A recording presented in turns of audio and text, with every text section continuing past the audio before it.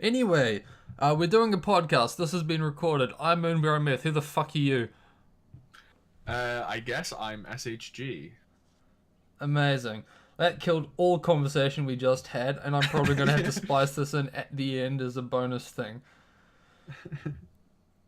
Well, okay. So, Back on what we. how the fuck you doing, mate? I'm doing pretty good. Well, that's kind of a lie. I'm doing simultaneously pretty good and pretty shit. Considering I had an essay due in today. For 5,000 words. That not only did I not start today, but I still haven't started. The deadline was 3 hours ago.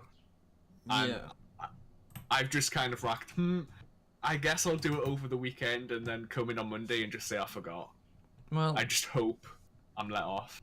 you kind of mentioned this in text. It was allowed to be on fucking anything, wasn't it? Yeah, to an extent. So I'll give some background. The essay is an extended project qualification, or an EPQ, and you do it typically in. It's an optional module you can do in what in the UK we call college. So in America, it's junior, senior year high school. The 2 years just before university, and We call that high it's school. pretty. Yeah. We call it high school basically everywhere else other than the UK. And it's actually pretty good because it can knock off 25 points off what you need to get to like grades wise to go to university. And when let's say you need 100 points to get on the course, knocking 20 off, that's a fairly big deal when you're doing like 3 courses, and each course, that you can do the maths. You need like 33.3 points per course. Getting 20 knocked off, you can basically fail a course and still get the same amount of points. So yeah, it's you have to basically write it in a academic, university style, and it can be about anything you want within reason. Yeah, so Like, you can't take my suggestion and spend 5,000 words saying about how the Holocaust didn't actually happen. yeah, that's like, there's lots of jokes about if you say wrong things in the UK, you might get arrested. I'm pretty sure if you do that, like, yeah, that is a legitimate possibility. You'll get a knock at the door. Yeah, I mean, I did look into this once, and I think UK wasn't one of the there's countries like Poland and Germany and fucking Israel where you absolutely cannot say the Holocaust didn't happen. Yeah, But then there's the countries that it falls under the hate speech laws, and UK is yeah, one of those. yeah, yeah.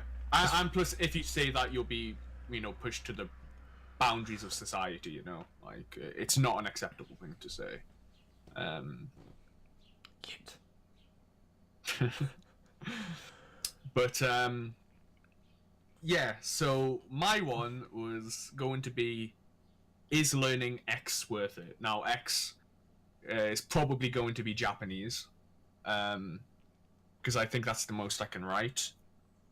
Just is learning Japanese worth it? Because that way I can talk about the history of the Japanese language, what's its modern uses today, how is it used, how difficult is it compared to other languages, and I think that's enough.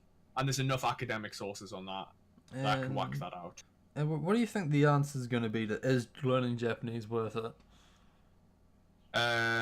Yes, but not like there are other languages that are better. Okay, what would you rank as a language better than fucking Japanese? Ooh, okay. We'll say Well, English. We'll say English is number one because it is quite literally the lingua franca, despite the fact that yep. it says franca and it's in Latin. Honestly, it's the greatest victory we've pulled over the French. Okay. Now, so I would say Mandarin would be up there, purely in a numbers way. Two of the, the second largest economy in the world is People's Republic of China, and then a tiger economy is also Taiwan, which also speaks Mandarin, and with the growing Chinification of Hong Kong, the usage of Cantonese there is, reducing a lot. So 25% of the world's goods are produced in China. I think by business standpoint and international standpoint, Mandarin Chinese is up there. Spanish, purely in the fact that all but 3 countries and in the New World speak Spanish. Plus I guess Spain as well, if you want to include those lot. I mean, who the fuck speaks Spanish in Spain? And yeah, then you've got, I mean, French, I would say would be up there as well. And I mean, that's, I suppose you can make arguments for any country that has a larger population. So like Russia, because obviously with Eastern Europe as well. So that's double the amount of people in Japan. The problem with learning Japanese is it's obviously, very few people. Russia's a really small country though. Isn't it like only like 30 million people? No, it's like 150 million. Population of... Off the top of my head, it's pretty big. Russia. Oh, I like this. You can't just get population of Russia. It's population of Russia in 1917, 1940, and 1914. Oh shit! It's 145 million.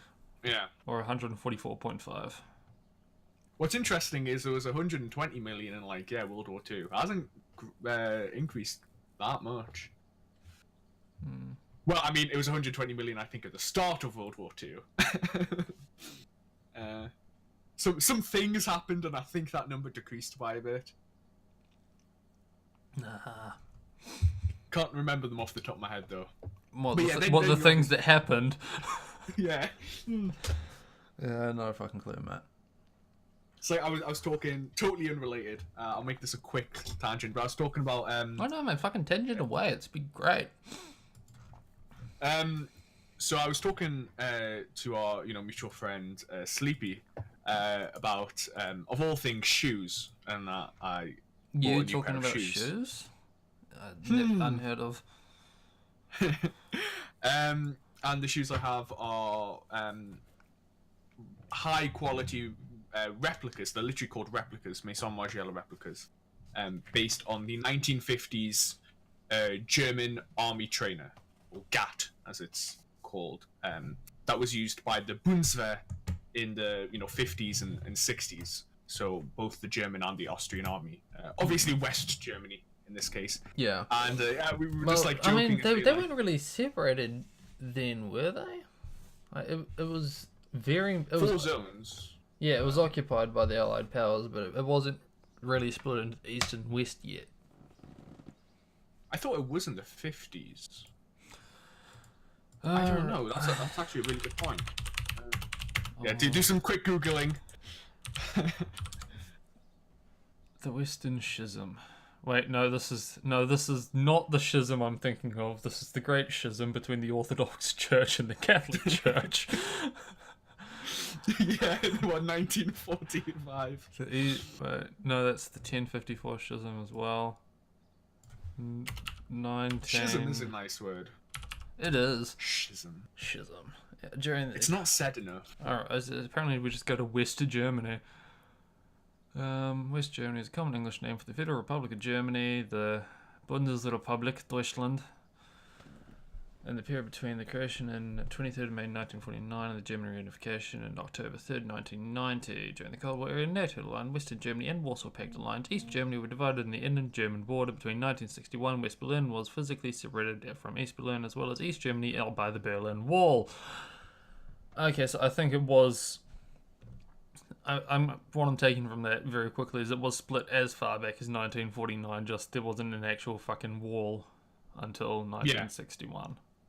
Yeah. Cool. That makes sense. But yeah, and I was just because we were joking, obviously the German army needed to get new clothing and new trainers from a rebuild that they were having to do during the 50s for, something that happened the previous decade that none of us can really remember. But yeah, they needed new shoes. So Adi Dassler, who, funnily enough, made Adidas, rated the German army trainer. And now, if you go on the continent and go into any army surplus store, you can find old pairs of German army trainers. And if you know anything about shoes, shoes like the Adidas Samba, which led to the Gazelle and the Campus, and really a lot of low-top sneakers of that era are all based off the German army trainer. It's a very influential trainer. Or sneaker, if you're American. Oh, so these are actual, like, fucking running shoes. Yeah, they were running shoes in the 50s, yeah. Okay, so we're not talking about, like, fucking steel-toed army boots that Adidas is making. Yeah.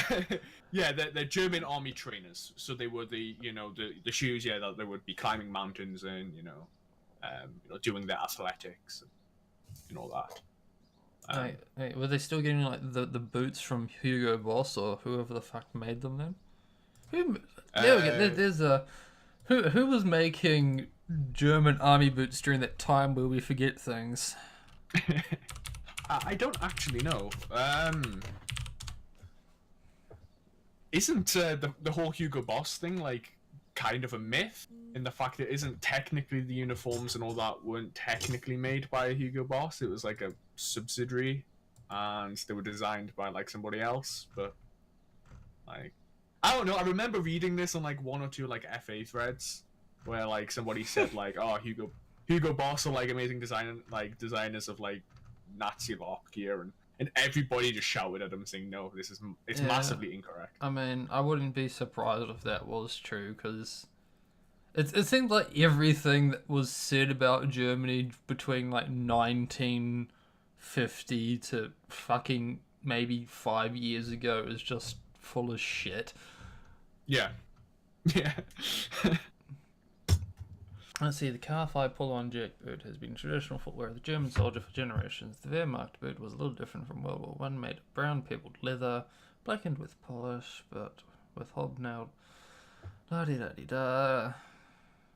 It's not saying who's made them. Maybe they just contracted them out to fucking everyone. Most likely, yeah. Total war and all that. Hitler's mom made them. She sat by the sewing machine every night and sewed 120,000 boots. The real question is there any proof that she didn't? I mean, I don't know. When give did credit Hitler's where mum it's die? due, man. There we go. Let's. Oh, Hitler's mum. Oh, didn't he get a will payment in like Clara the Hitler 20s? in 1870. Oh, she died of breast cancer in 1907. So she definitely did not help with that thing. No, maybe she's a time traveler and just did it really early. Like, this is she just like left the warehouse saying, "Hey, The war is coming soon." yeah, in 20 years, go here. You may need these. Well, I mean, it was fucking 30 years from when she died. So. No, I'm sorry. Oh, come on, bro. I can't be expected to do quick arithmetic. Adding 30? Quick math. Yeah, that's way too much for me. Quick math in 2019. Alright. Oh, she apparently did go under a radical mastectomy. The Hitlers were devastated by the news.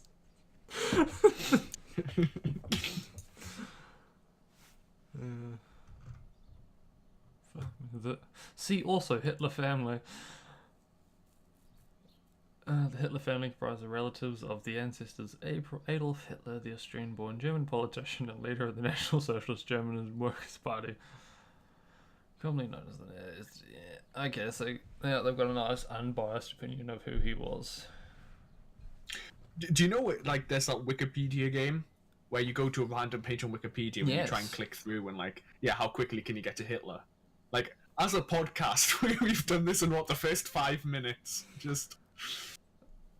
I mean, I've been recording fucking... Oh, we're 20 minutes in, but... I have no grasp of time. Yeah, well, I mean, we of course we talked for fucking 12 hours when well I talked for 12 hours. We talked for 8 hours when we decided, hey, let's fucking have a crack at this. Yeah. Hmm. Well, I don't know if you like listen to a lot of podcasts or whatever. Not anymore. No, I occasionally listen to Joe Rogan if he gets someone who's somewhat interesting and will manage to keep Joe to shut the fuck up. We don't talk about DMT all the time. Yeah, well, that's it. It's like only if there's an interesting person, and even then, I might leave it for 3 months at a time so that he gets a new fucking talking point. Yeah. Rather than fucking DMT, ape, chimpanzees, and whatever the fuck Huawei is up to. Have you heard about Huawei? you like the Chinese. You must know all about Huawei. Oh, the fact that firmware and hardware, they're monitoring everything owned by the Chinese government. Well, I mean, let's actually talk about Huawei because it is pretty fucking scary because they're sponsoring an entire R&B festival up in Auckland sometime around this season for free. Yeah. And it's like crazy. It's like, what the fuck do you get out of this? And then it's like, oh yeah, you make cheap Chinese fucking phones and you're advertising this on a R&B radio station where all the fucking bogans listen to. Yeah, you get all the dick pics. So what would an event like this as a turnout be in Auckland? What's the R&B scene like? Not a fucking clue. I mean, the only rapper I remember two rappers during the entire time I've known about music in New Zealand, and one of them is Scribe and the other is Savage. And I think Savage is not even from New Zealand. I think he's from like Samoa. Hang on. Wait, hang on. Are you not including the great New Zealand rapper of Iggy Azalea? Come on. Fuck off. Oh no, okay, no, Savage is from fucking South Auckland. So yeah, that's basically Australia, isn't it? What, South Auckland? Yeah. Nah, South Auckland is like the Polynesian district of Auckland. Like back in the 80s, we had this massive need for cheap labor because we were like building all these plantations for shit. So we totally didn't engage in slavery. No, we just had this mass immigration from like Samoa, Tokeleo, Tonga, Fiji, and all of them set up shop in fucking South Auckland, and now South Auckland's a shithole.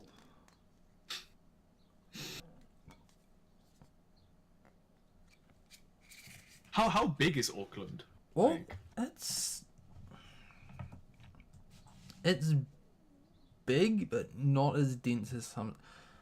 The way I always remember it is like the area of Auckland, like the square cubic kilometers, whatever the fuck, is like 1/3 of that of Sao Paulo, Brazil.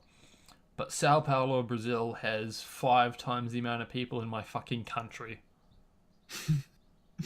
Jeez. So it's just not very dense. Yeah, it's because everyone, like, even in massive cities, everyone still kind of lives in these detached suburban homes. Yeah. So it's just fields and fields and fields of fucking suburbia. Like, maybe if you lived right in the, like, CBD, you might live in an apartment building. Yeah. Like, particularly uni students. But, yeah, so... Actually, that was we for some reason have lots of. I know obviously Australia and New Zealand aren't the same thing, but I'm going to conflate them for a second here with for some reason. Well, I say for some reason, it kind of makes sense, I guess. But we had some Australian programming, like Neighbours and such. On our on our TV. But also like some children's shows were like Australian children's shows, like live action Was it the children's Wiggles? shows. No, no, no, no. It was like a live action, like like Dude, kind of like knit. the Wiggles is live action. It's 4 fucking pedophiles dressing up in colourful shirts, singing songs about big red cars. No, it was not that. I can say it was just following like some boys and girls at school, but like it was kind of in that sitcom style where it was like following them. So it was at home and then it was at school, and, that sort of thing. It was shit. Like I'm pretty sure. But the big thing I remember is their house size. Like they lived in a suburb, and their houses are like their like living room is bigger than my house, right? And it wasn't like a super well-to-do family. It just looked like a standard house on this street, right? And when they were driving by, and it's like, holy shit, these houses, they're all detached. They're all massive. They've all got huge yards with Barbies and pools in them. Yeah, everyone has a fucking Barbie in a pool. I actually don't have a Barbie, and I don't have a pool. Then again, I'm not living in Australia. You got conflating them for a second there. But yeah, like that was my point. Houses are big in Australia compared to the UK. Yeah, well, I mean, it's like one of the, we have the living space to expand. We're not trying to fit 2 million fucking people in a little hamlet that existed 1,000 fucking years ago. Fuck, UK is weird. Yeah, it's. I remember. Oh right, this is. Do you guys have pantomime? I've heard this word before. I have no idea what it means. So it's kind of like a play. Typically, I wouldn't say for kids. Like kids have to see it because it's cultural, but. A theatrical entertainment mainly for children, which involves music, topical jokes, and slapstick comedy, is based on a fairy tale or nursery story usually produced around Christmas. Yes. It typically requires like audience participation, so they'll get the audience to say things and so classic lines are like it's like Dora the Explorer, except live action. Yeah, that's actually not too bad of a comparison. Yeah, but like. The villain will come on and perhaps the hero will accuse the villain of doing something, and the villain will say like, "Oh no, I didn't," and then the audience all has to say, "Oh yes, you did." "Oh no, I didn't." "Oh yes, you," and it's just shit like that. You right? have no proof, and then every kid in this day and age pulls out their cell phone and shows the villain raping that poor girl. Yeah, like. I don't know how they really work. I haven't been to a pantomime in like 6. Yeah, one of those things around Christmas. Like we'd always have the pantomime troupe come to our school and always have. Anyway, the reason I was bringing a pantomime was not even related to pantomime, but like there was a skit in one of these like groups that came in that also did pantomime. It like a skit because we were making education cool. Right, making history cool and hip for kids, and then they just totally ripped epic rap battles of history. No, luckily not. But I think this was before epic rap battles of history. But they came and they were talking about Newcastle, heritage and what, and they said. So this is how I know, and one person, acted, I think like an American, but maybe just generic foreigner, and he was asking like, why is Newcastle called Newcastle? It's so old here, and it was like, well, this was because Newcastle was originally settled when the Romans came in like 40 BC, right? And there were like older tribal settlements before here, right?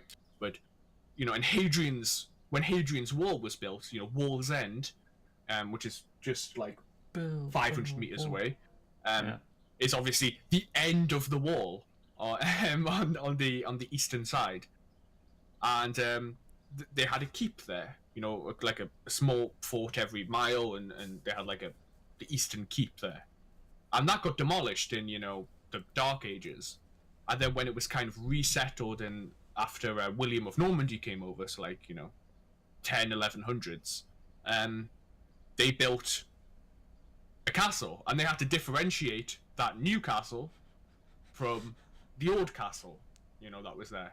That's why it's called Newcastle, even though that the new castle is twice or 3 times older than the entire United States of America. We're getting on 4 times older than the United States of America. That's on Newcastle. I mean, is it? Yeah, it's like the United States was founded in what 1776. Yeah, you'd fucking know that, you piece of shit. What's that supposed to mean? I don't know. You're the America boo, the freer boo, I think they call them. Oh, say, can you see by the dawn's early? Okay, I'll save everybody. I'll stop. Yeah. Anyway, this was a special week for us, wasn't it? Because Please elaborate. A little known fact about the two of us is we basically share a fucking birthday. Just the two of us. Yeah. I was born on the 29th of January in plus, it would have been plus 13 GMT. And this arsehole was born on the 28th of January on plus 0 GMT. So... Yeah, how are you plus 13? Not 13 hours ahead, are you? We are during daylight savings. During daylight savings, you like in the middle of summer during daylight savings, we are plus 13 hours ahead of the northern hemisphere at plus 0. Oh, jeez. Yeah, so for more or less 12 hours of every fucking birthday is I have to share it with this guy. Yeah. And lucky us, right? Yeah, it's fantastic. Is it? Because it's your birthday. I acknowledge your birthday first. And yeah, because there's alright, I've got it in my head now. Just remembering that I still celebrate your birthday first by the fact that I'm ahead of you because you're still 24 hours ahead. Yes. Yeah. So you had an interesting birthday. I did have an interesting birthday. Yeah, do you want to tell us all about it? Because I'll be honest, I wasn't really paying attention to you. Honestly, that was for the best, really. I got pretty out of it. So a guy who I know, he actually alright, I know this is literally not related to the podcast at all, but the guy who just joined our server, that dude is the guy who I'll be talking about. We've known each other since I went to secondary school, which is 11. And we share, we're in the same year, a lot of the same classes, and we also share a birthday. His birthday is also the 28th of January. So, we would sometimes do things just for birthday because we were good friends and it happened to overlap. And obviously when we turned 18, we both became legal the same day. We went out. And you had the biggest gay orgy. I don't think I told you about that. Went out for a few drinks and whatnot. And to the casino, actually. So, fast forward a year later, my 19th birthday, and we basically just, I hit him up a few days before, hey, do you want to continue doing this? He's like, yeah, sure. It was fun last time. So, after college, we met up, had a meal that I definitely regretted later on eating as much as I did. That's a bit of foreshadowing there. Well, do you want to tell us what the meal is, or will it spoil the story? Oh, no. So, I mean, it was at the start. So we went to the fine establishment of TGI Fridays, which is in this sort of megaplex. Is that the word? Do you mean a mall? No, I don't mean mall. Newcastle has Eldon Square, which is a central mall that runs through literally the center of the city.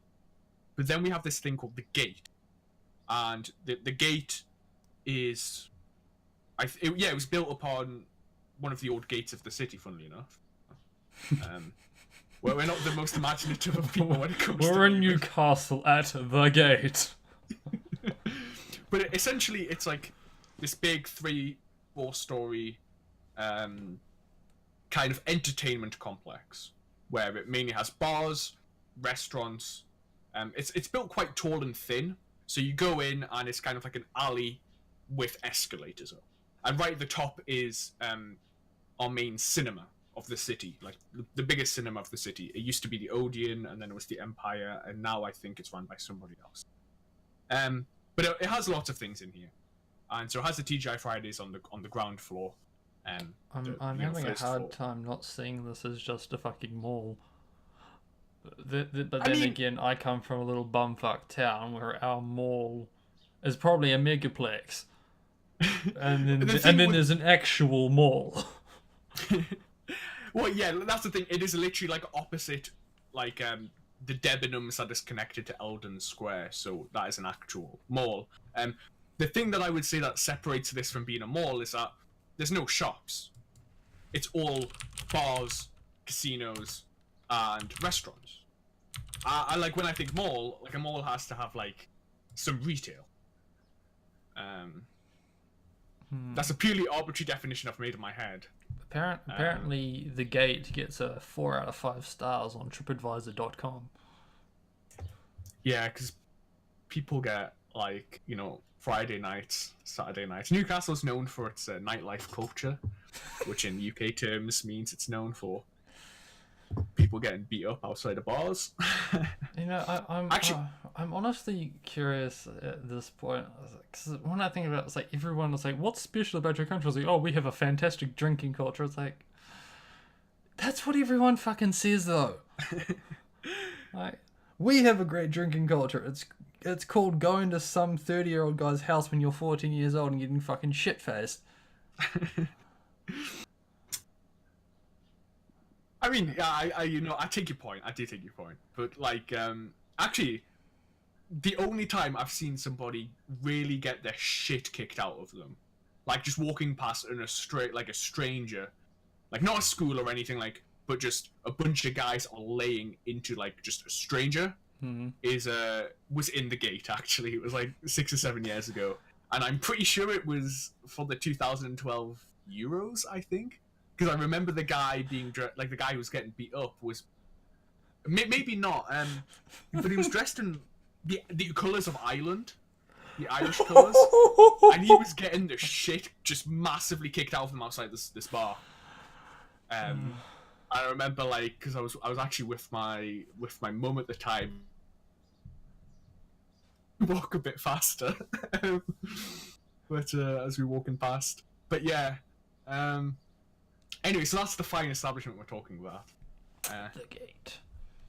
But yeah, so I mean, they've done a lot to like revamp it and whatever. But yeah, there's a TGI Fridays on the bottom. So we went there. I had some burgers and wings, and then we went upstairs on the first floor. So Americans, or the rest of the world, I guess, the second floor, and Cineworld. Cineworld is who's running it now.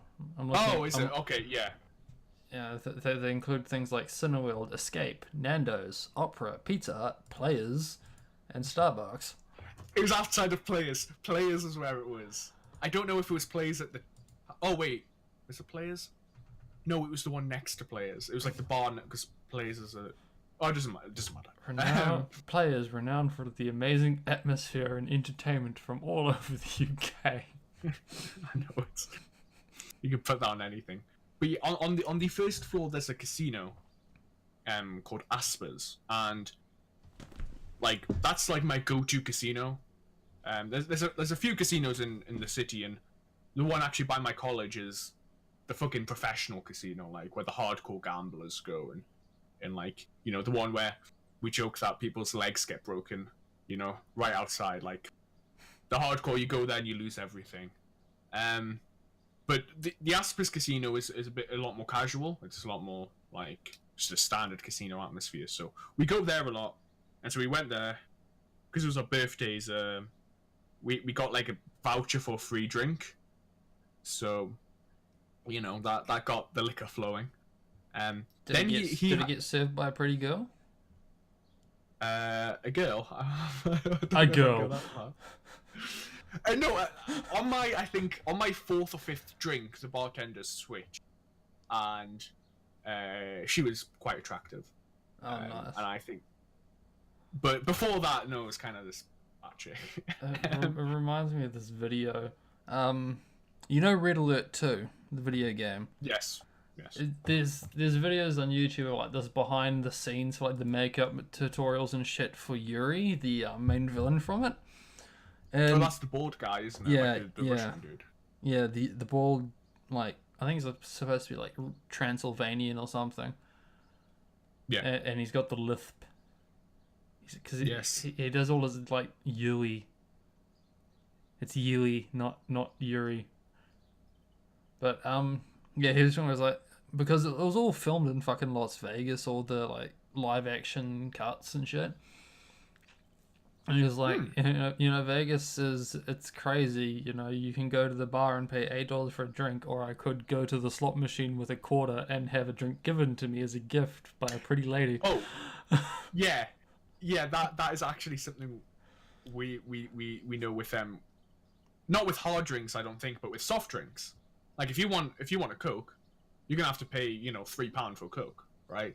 But if you're at the slot machine and the person's walking past, you can just ask for a Coke and they'll give you one. Or if they have one other thing, you can just take one for free. So we'd actually do that and just sit at the slot machines, at the roulette machines, and we weren't betting anything. But when they'd come by, we'd just get drinks. Then my friend, being the total goon that he is, had to go to the bank, and then had to go to the Hugo Boss store. Had to? Yeah. Does he know about it? Is he also like fond of fashion and shoes like you? Not in the right way. Right? This is what really pisses me off. Right? What is the right way to approach fashion? Right, the fact that you look for people with a high quality vision, that have high quality materials, and it's not just all about the brand. Or if it's about the brand, you know, it's a couture brand. You know. I don't know what couture means. I'm probably not using it in the correct context, to be fair. But probably like an art house, you know, Maison Margiela, or a good designer like Raf Simone or Rick Owens. You know, Dior, Givenchy, Saint Laurent Paris, right? Like these. I can also make noises with my mouth. You know, okay. I suppose maybe you could include something like some Gucci or whatever. Oh no, that's a name I recognize. Yeah, it was Balenciaga. But he just likes. He'll spend lots of money on, like, he bought a pair of shoes for £270. Like that's he went to the Hugo Boss store and he bought a pair of shoes for £270, right? So he's fine spending money for stuff, but he like exclusively buys Hugo Boss, and that pisses me off to like. Okay, so much. He's a fanboy. Yes, exactly. So he can kind of say, "Oh, I spend a lot of money on my clothes. I have nice clothes," but he's not doing it in the right way. He's not going in like. I'm sounding like such a snob, I know, but like. Oh, I mean, okay. Well, let's put things on the past scale. What's worse, him dropping 270 quid on a fucking pair of Hugo Boss shoes to say that he wears Hugo Boss shoes, or me in my $10 pair of jeans with my $10 t-shirt that I got from like Walmart, I think is the equivalent. You guys don't have Walmart, but everyone knows what fucking Walmart is. Yeah. Like, I shop at Walmart. Whoopty shit. Actually, that's a lie. Actually, that's a lie. Like, my t-shirt isn't from Walmart, because I get all my t-shirts from, like, concerts. So, I'm in my Black Sabbath t-shirt at the moment. Peak boomer call that. Well, I mean, yeah. Like, I went to Black Sabbath in 2013. It was the only time they've ever come here, and everyone was like in their 40s. And I never thought the most fun I'd ever have would be jumping around in a mosh pit with just fucking sweaty old dudes. That sounds great, to be honest. It's like, obviously I've never seen you, like, IRL, so, like, I have no idea of this, like, projection I have of you in my head, but just moshing around. I was like, how would I describe... I used to describe myself as Michael Cera with a beard. But I honestly don't know anymore. I had an idea, but I forgot, like, who would be a good person to represent me, and there's someone I shifted to after Michael Cera, but I don't know. So just imagine Michael Cera. Yeah, okay. I have a good grasp of Michael Cera. But actually, to answer your question, what's worse? Him. Oh, him, nice. definitely. Him, like, because you're not overpaying, or you're not overpaying to a massive degree. Yeah, like, I mean, like, if you get the t-shirt at the concert, it's probably like $50. Yeah, that's kind of. But that's still like 25 quid. Yeah, that's what I've paid for concert tickets. But like for like what you said about Walmart, you know, $10, you know, shirts and whatever, like, you're not really overpaying for that. The problem with brands like Hugo Boss and Armani and things like that is that you're paying for a brand, but the brand isn't that good. It's not as good as you think. Like, it's not making clothes to as high of a quality as you might think that brand is demanding the price. I wonder like, if Razer makes t-shirts. Razer? Yeah, you know, the keyboard and mouse guys. They've got it, definitely, yeah. How much can I pay for a Razer t-shirt? Why do you want a Razer? Razer gaming gear. Let's... T-shirts, polos, tees. I see this using my listening to you talk on my Razer headset with my Razer mouse and my Razer keyboard. So. Oh, well, I mean, if we're going to jerk off that, should I have a Sennheiser pair of headphones and Logitech keyboard and mouse? Ooh. I actually just bought it. Oh, you go. I mean, the shirts, like, $20 for, like, Razer shirts. And they go up to extra large. Oh no, they go up to extra large. I mean, hey, you've got to appeal to your audience, right? Yeah. You know, they know who's buying. But, I mean, 20 quid standard, what, Redbubble prices? Like, it's not the worst. But yeah, like, you know, Hugo Boss is like £50 for a t-shirt, you know, £85 for a polo, and it's just, in my mind, like, so he gave me the pair of shoes that he bought, and they're like some collaboration shoes with like Porsche, and the fuck? I don't know. So I'd ask them, oh, where are they made? And he said Laos. I just had a fucking aneurysm, because if I'm spending more, like, you know, I like spending money on shoes. I've got no problem with spending £270 on shoes, but if I'm spending like £270 on a pair of shoes, that's being made in Italy or the UK. You know, that is gotta support local business. Yeah, or like America. You know, that's being made in the West. Okay, yeah. You know, by people being paid a decent wage, and it's got nothing to do with I care about the well-being of others, like, you know, all that shit. Because, you know, fuck it, I'll still buy cheap shit on Amazon. You know. For insanely low prices, but just like the quality of the good, but right? Fucking Laos.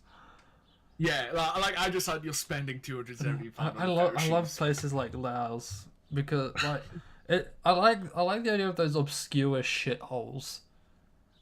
Like the good example I can always think of this is like, do you remember back in like 2003, 2004 when the documentary Super Size Me came out?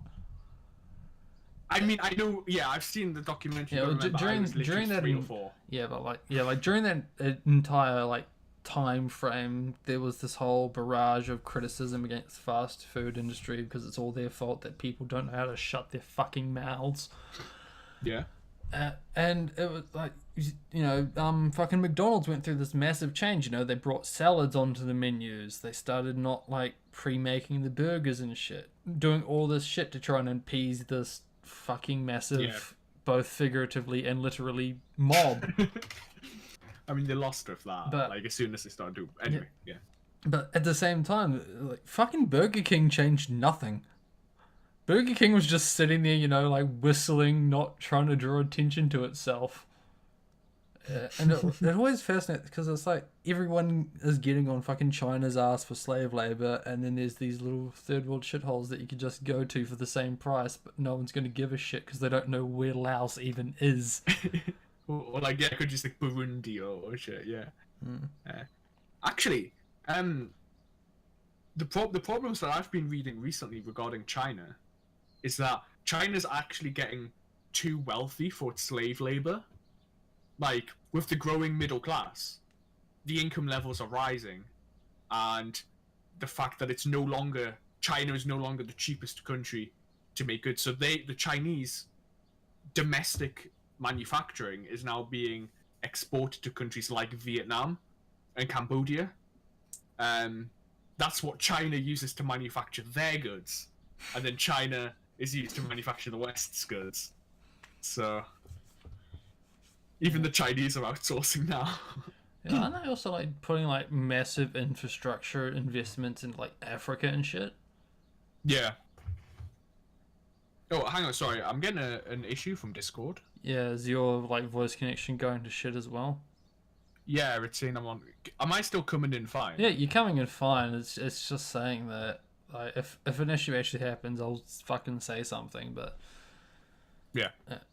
We're Hugo Boss. 270 quid shoes made in Laos.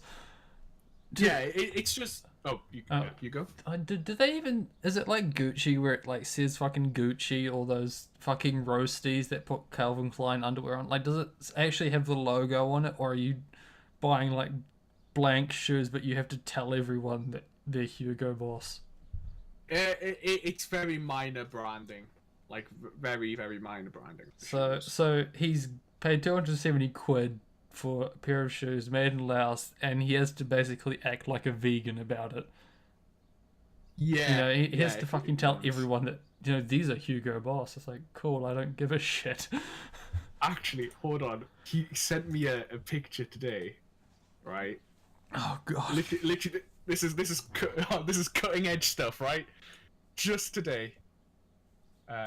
I'll put it. I know this is an audio feature, right? This is great stuff. I'm probably gonna have to like find something to overlay over this, and I might just like record me spamming the Events and Girls Frontline today, and just put that over this, and then I'll like just put the image on top of this or whatever you're gonna show me. So this is what he bought today. Don't tell me. Okay, so I see the H's and the B's. This is so. Yeah. So he brought a pair of socks. Yeah, micro perforated socks. Micro perforated socks. I'm gonna say these are going for 30 quid a pair. Oh, I think that's a bit. I have no. You know what? I'm gonna search it up. Right. I would say that's probably a bit too expensive. I mean, I'm wearing $30 pairs of socks right now, but they are good fucking socks. Like, I went out and like dropped $100 on getting tradie socks. Those like thick boot socks. Yeah, like thick, but like these things are not going to rip in my lifetime. And they are so soft. Like I've like been observing over the past month and a half that I've worn them. My feet have actually grown less calloused wearing these. It's crazy. Everyone go out and buy some like thick woolen socks for like $15 a pair. I can agree with that. Having a really nice pair of socks is like... I would go so far as to say life-changing. Oh, from what I'm getting, they're about between £10 and £15. Oh yeah, I'm looking at the exact socks now. I think they're £12. Okay, so the $12 for so like, if I say like $30 New Zealand for a pair, you know, and it's all fit. Like, what does a micro perforated sock even do for you? No, I think it's literally just like Yeah, it's just branding. like these won't keep you warm. Yeah, they're just normal socks. Like, I mean, these are the kind of socks that Limmy wears in that sketch he did about paying a fuckload for a pair of socks. I haven't actually seen too much of Limmy's. Oh, Limmy's great. Hang on. Like, I know, like I've seen a few things of him, and when he's appeared in other things, but I need to find the video right now. I won't. Okay, I should probably not blast the audio, but. Right. Video unavailable. This video contains content from LDS who's blocked it in your country on copyright grounds. You're getting blocked from a fucking British. You're in the UK getting blocked about a video from a guy from fucking Scotland. Yeah. Oh, dude, you have no idea, right? You know the Premier League, right? No. Okay. The Premier League, if you haven't heard, is the English top division of football, right? And thus the world top division of football. Anyway, And this is not FIFA. Well, not really. It's FA, which is part of FIFA. What do you mean by not FIFA? It's like, I don't know. I don't follow the footballs, but the policy in New Zealand is like, because I tell people this, it's like, we don't have a football or soccer thing here. It entirely depends on how much you give a shit about the sport, whether or not you call it football or soccer. Where if you don't care, you call it soccer. If you do care, you call it football. I know enough Europeans to call it football, but I don't care about fucking football. Yeah, I mean, it makes sense. You know what isn't? Yeah, rugby. Rugby union's the national sport of New Zealand, right? I don't even know if we do rugby union or rugby. I think we do both, but they're different teams. Yeah. yeah. I played rugby league in school, so I know rugby league is kind of what I follow. So things like Six Nations and whatever I don't. Anyway, every country has their own football, football soccer pyramid structure. In England and kind of Wales is a bit weird in the fact that the rich clubs, so Swansea and Cardiff, will play in the English league because the English has the most money, but typically Wales also has their own league. But and the top division of English football is the Premier League, and it's done a very cynical and very good job of adapting itself across the globe to the point where it's called the Premier League. It is the top league. You can go to Africa, or you can go to China, or you can go to every world. Colony that the UK had. And you know, even a few ones we didn't have. And you'll have like people wearing Arsenal shirts and people wearing Man United shirts. Like it's just everybody loves the Premier League, you know. Obviously, I know not everybody does, but regarding this, the hardest country it is to watch Premier League football is England. Everywhere else in the world, like most countries, one broadcaster has the rights to the Premier League. So you pay a subscription to that broadcaster. I'm sure you can search whatever it is in New Zealand. It's probably Sky. Like Sky does all the cable shit. It will be Sky because we have Sky. So yeah, if Sky is our primary one, then will definitely imagine it'll be your one. But yeah, like, and you pay them for access, and you get to watch Premier League football. And this is how it is in most of the world, apart from in England, because it's worth so much money that it's not allowed that one company gets all the right.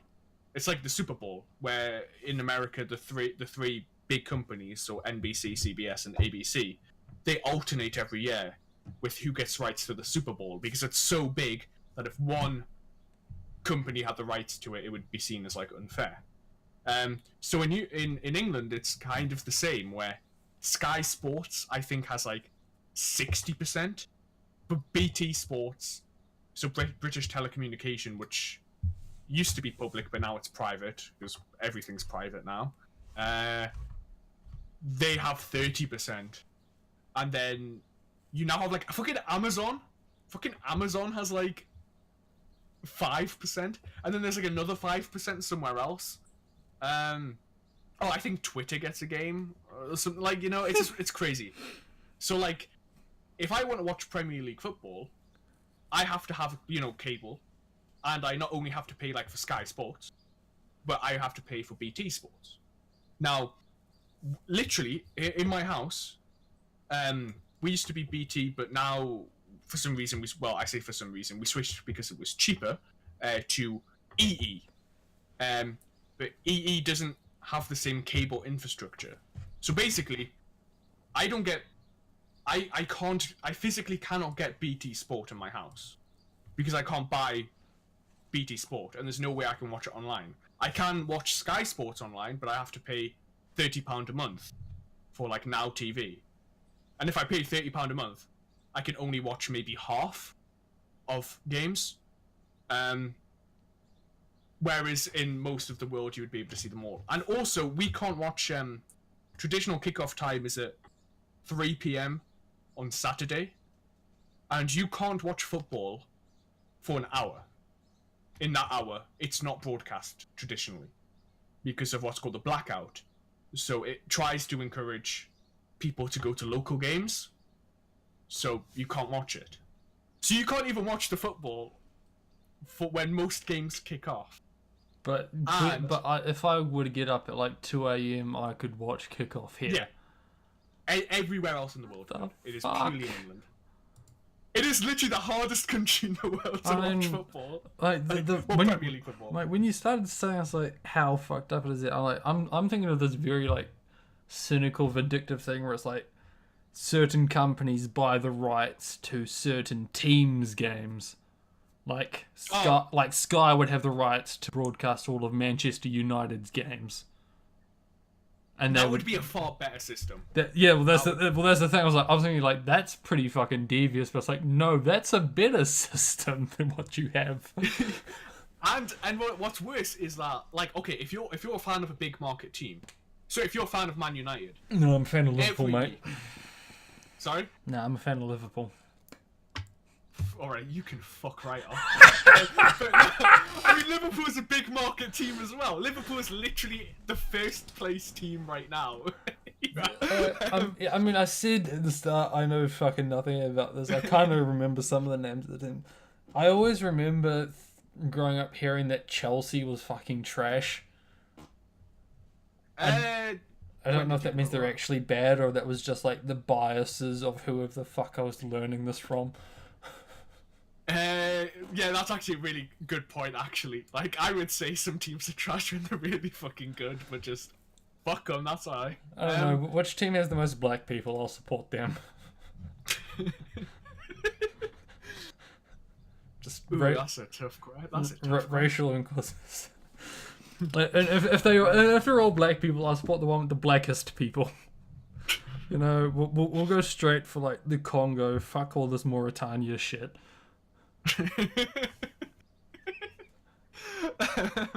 Okay, right. I'm just gonna try and power through now. But yeah, you've got me thinking which team has the most black people on it for whatever reason. It's official. SHG thinks about black people. And there's nothing wrong about that, right? There's nothing wrong about that. We live in a, you know, fair society. No, we live in a post-leave Racism society. has ended. Didn't you get the memo? Racism is no longer a thing anymore. No, right? the connection lagged out president. For that. Yeah, but have you had a black prime minister? No, we haven't. Yeah. Thought so. That You're fucking racist. Then again, I don't think we've had a Maori prime minister. Have we? I don't think we have. We've had a woman, but we haven't had. Yeah, We've had women. Yeah, we've got a woman now apparently. I paid. Apparently. Yeah, I paid zero fucking Don't even attention. know. I paid zero attention this New Zealand election. Like I was still just screaming Trump, Trump, Trump, Trump. I was like, all right, I have my own fucking country.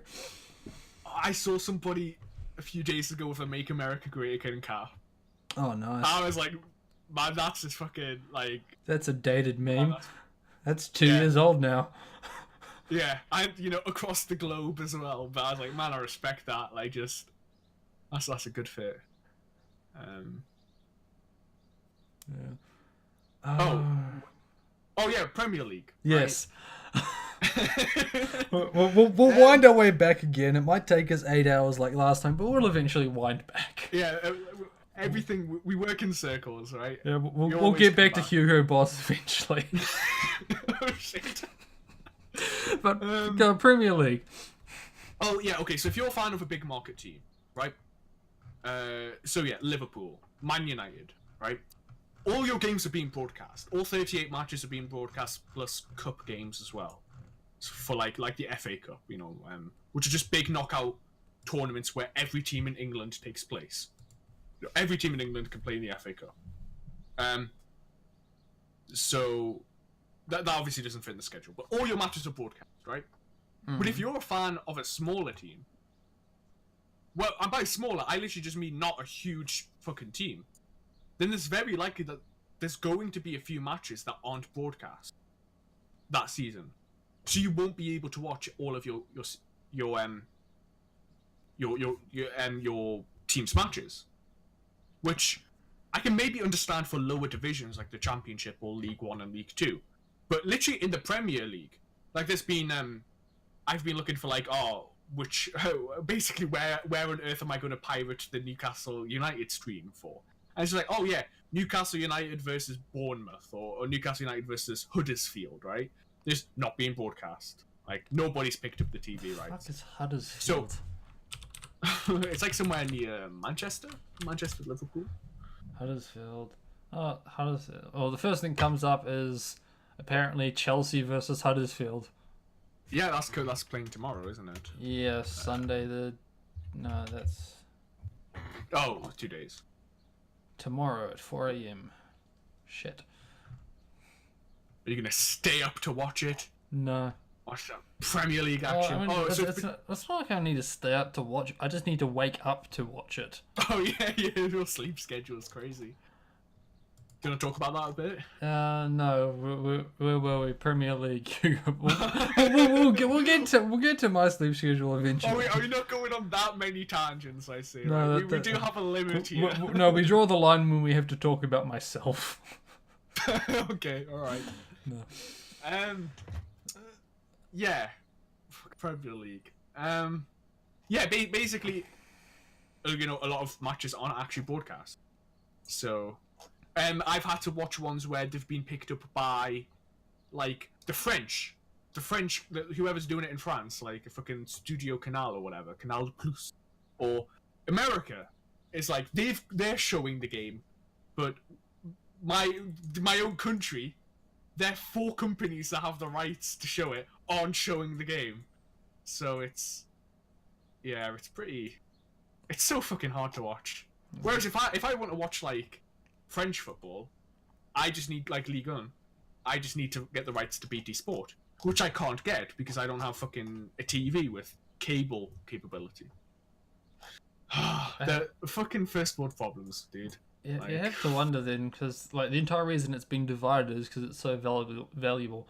You have to wonder who makes more money, the most piss-wank British broadcaster, or whoever the fuck's running the entirety of New Zealand.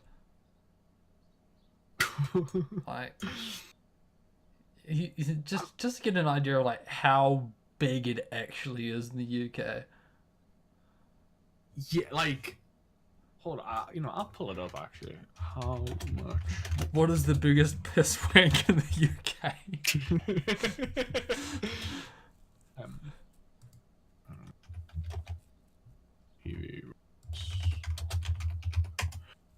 because how it works is it's like package. It's basically like, so the Premier League is split into like 16 packages, right? So Sky will buy like 9 packages, and BT will have 4 packages. Oh, okay. So the rights to show Premier League games have been sold for £4.464 billion. Oh, shit. Oh no! Sorry, that's not the whole deal. Yeah, because the last deal was 5.14 billion. This is just England as well. This is not internationally at all. And this is like all 16 volumes, or like 16 packages. No. Okay, this is just Sky. Sky So- paid. So Sky paid $5 billion to broadcast like 60% of the games. Yeah. And you know they Right. made their money back. You're like, and you gotta think, how in the... So let's just do a bit of math with that. So we'll say $500 million a package. Because you take like that 9 packages and you split that between the $5 billion. So we'll say $500 million a package. That's like, if every person in New Zealand paid, you'd have to take $100 from every person in New Zealand to make your money back on that. And It's just one. no one in New Zealand, not like you might get. Let's be honest. We'll say 20% of the country might give a shit about the Premier League. Yeah. Like you are not making your money back on, like, as the piss wank. Yeah, so even the most piss wank of the UK is making more fucking money than the international part of this, probably. I know, like, so Amazon paid how much? Okay, sorry, I'm trying to go through all this news. Like, they've really put it. There's no one article that just shows it all. It's all like Do you think if you have an Amazon Prime subscription, you get the Premier League? yeah. Oh, Yeah. nice. But that's like 20 matches a season. When there's 10 times 38. So 380. Wow, that's quick maths there. Yeah, So 380 matches total. Like, the writer just said there, for the 5 billion, that was Sky purchasing 128 matches, and there are 380 total. Oh, God So, damn. yeah, it's... Reminds me of this fucking... In Medieval 2 Total War, there's an event, like an event historical, like, factoid thing that pops up during the game at, like, the 1300s or something. It's like the Pope outlaws football because he thinks people are going to take it too fucking seriously. I was like, yep, that sounds about right. No, well, that's happened. That did happen. We've had periods in England's history where football's been banned, and then the mafia came in. Like what happens every time the government bans something. Well, it used to be that villages would play against each other, and it would be through the goals would be like the gates of the other village's church, and it would just be played. So if the villages were like 10 miles away, well, you'd have a ball, and the entire village would play versus the other village, and it'd just be kicking the ball, and whoever got it within the other village's gate first won. And there would be, it was incredibly violent, and it was such a problem for like the barons and the people who ruled the land. Like, for the farming population, if your farmers are getting injured or killed, and also if there was war and you needed to levy your soldiers, and you find like, oh, the amount of people you can levy is half what you expected it to be because they're all dead or injured for trying to kick this. They're still trying to game. kick this fucking. We'll get there. The game's still fucking going. Yeah, and matches would take weeks, right? Just weeks, days and weeks. That doesn't sound like. That sounds like fucking, like Halo shit, like Griffball. That's a name I have not heard in a very long time. Fucking Griffball. Halo 3 Griffball, man. I think I only ever played that once. Like, when I had a 360, I got my 360 long after Halo's peak, if you could say that the peak ended while the 360 was still like actively supported. Yeah. And even then, I didn't play online. Like, all my time was spent in Fallout and Skyrim. No, it sounds basically the same for me. We didn't have internet, so we couldn't play online. But yeah. Yeah, fucking football, man, it's crazy. So Hugo Boss. We'll try around in a bit now. So my whole point with Hugo Boss is, sure, they're higher quality clothes. Yeah. But you're massively overpaying. You're like massively, and that's my issue with what I'm saying is he's not doing it right. Is that anyone with their salt can spend ridiculous amounts of money on clothes, but you've got to spend them on the right clothes. Hugo Boss isn't the worst, like, but I was like while he was like trying on some shoes, I was like feeling the materials. It's like, cashmere. Oh, don't get me started on cashmere, dude. Don't get me started on budget cashmere. I don't know. Just never. What the fuck is actual cashmere? Cashmere is a type of wool that is exclusively farmed in like the mountains of Mongolia, and it's incredibly hard to get.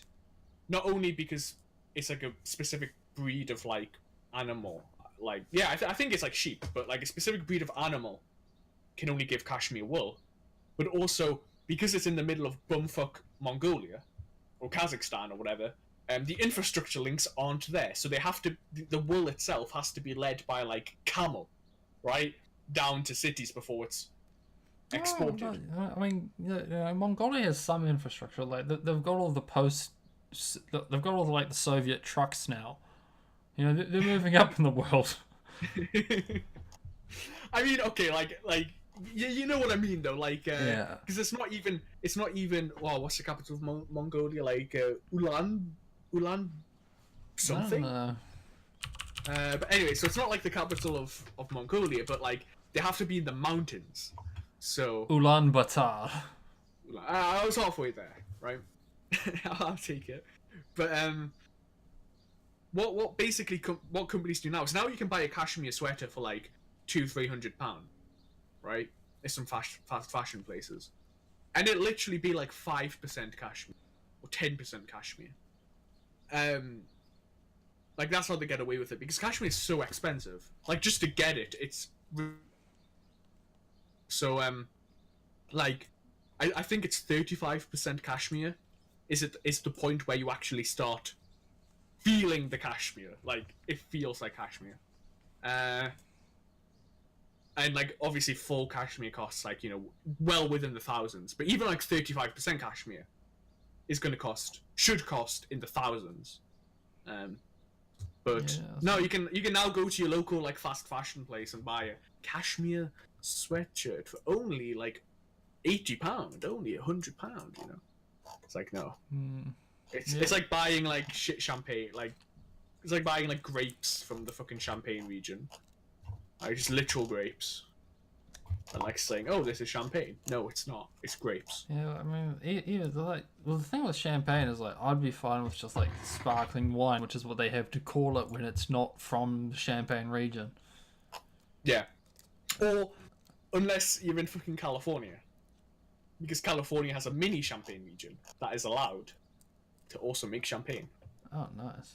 How much did they pay for the rights for that? Well, here's the thing, right? They just started making their own champagne and advertising it. And to my knowledge, I think the people, you know, the committee that runs this sort of thing was just like, you can't do that. It's not made in the Champagne region, and they're like, sue me, and it turns out that people in California have lots of lawyers. Yeah, it's just like, well, stop me. And it just got protracted on long enough that eventually the committee just backed down and said, all right, just pay us some money. Just pay us some money for the right and you can have it. But yeah, so there's all sorts of little things like that. Reminds me of the worst joke in the world that I've heard, which is you can only call it Frankenstein's monster if it was made in the Frankenstein region of France. If not, you have to call it Sparkling Monster.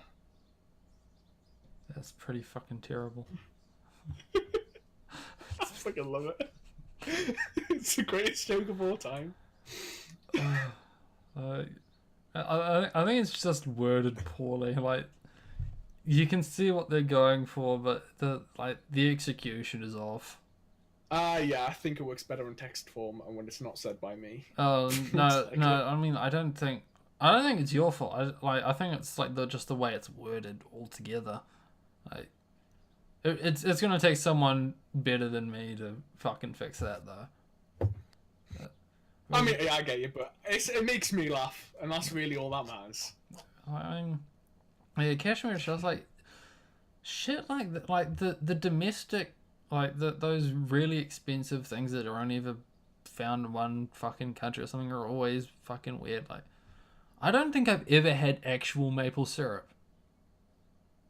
Oh, really? Yeah, I've had no shortage of maple flavored, but yeah.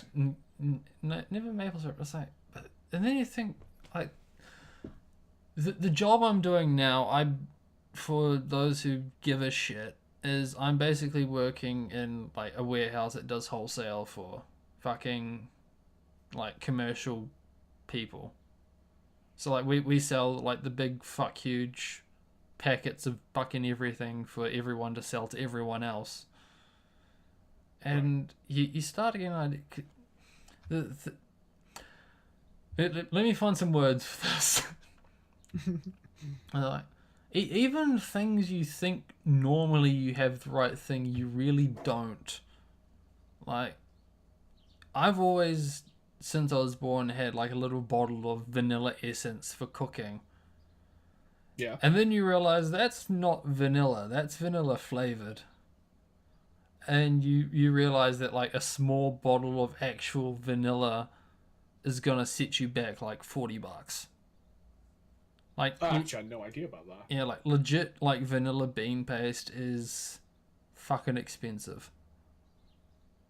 Much more expensive than you'd think it would be. And don't even get me fucking started on saffron, but everyone knows saffron is stupidly fucking expensive. Yeah. Like, the funny thing about the saffron though is we have these like little not little bags, but these bags, they're like 20 centimeters by 20 centimeters, and inside it is 3 grams of saffron. So you have this massive bag, and like saffron's like these little plant fibers. It's pretty light, but even then, there's like a speck inside this massive fucking bag, and that's your 3 grams of saffron. I mean, that's just that's got to be killing some marine wildlife, hasn't it? At that point, like. Oh, you mean the plastic bag? Not. Yeah, I thought you meant like we're over harvesting the saffron. It's killing the fish. Well, saffron is exclusively sourced from fish eyes. Saffron's a fucking like, and it's like it's like a flower penis. Like, I think it's like the stern. No, not the sternum. The sternum is that bone in the middle of your chest. Stamen. Stamen is the word I'm thinking of. Stamen. Like, if you look at a flower, there's like if you look at a daffodil, it has those like little wiry things in the middle of the flower. Yeah. Yeah, that's the flower's penis. That's the stamen. I'm pretty sure saffron is that, but for the saffron flower. And it smells. Every Jesus School Day.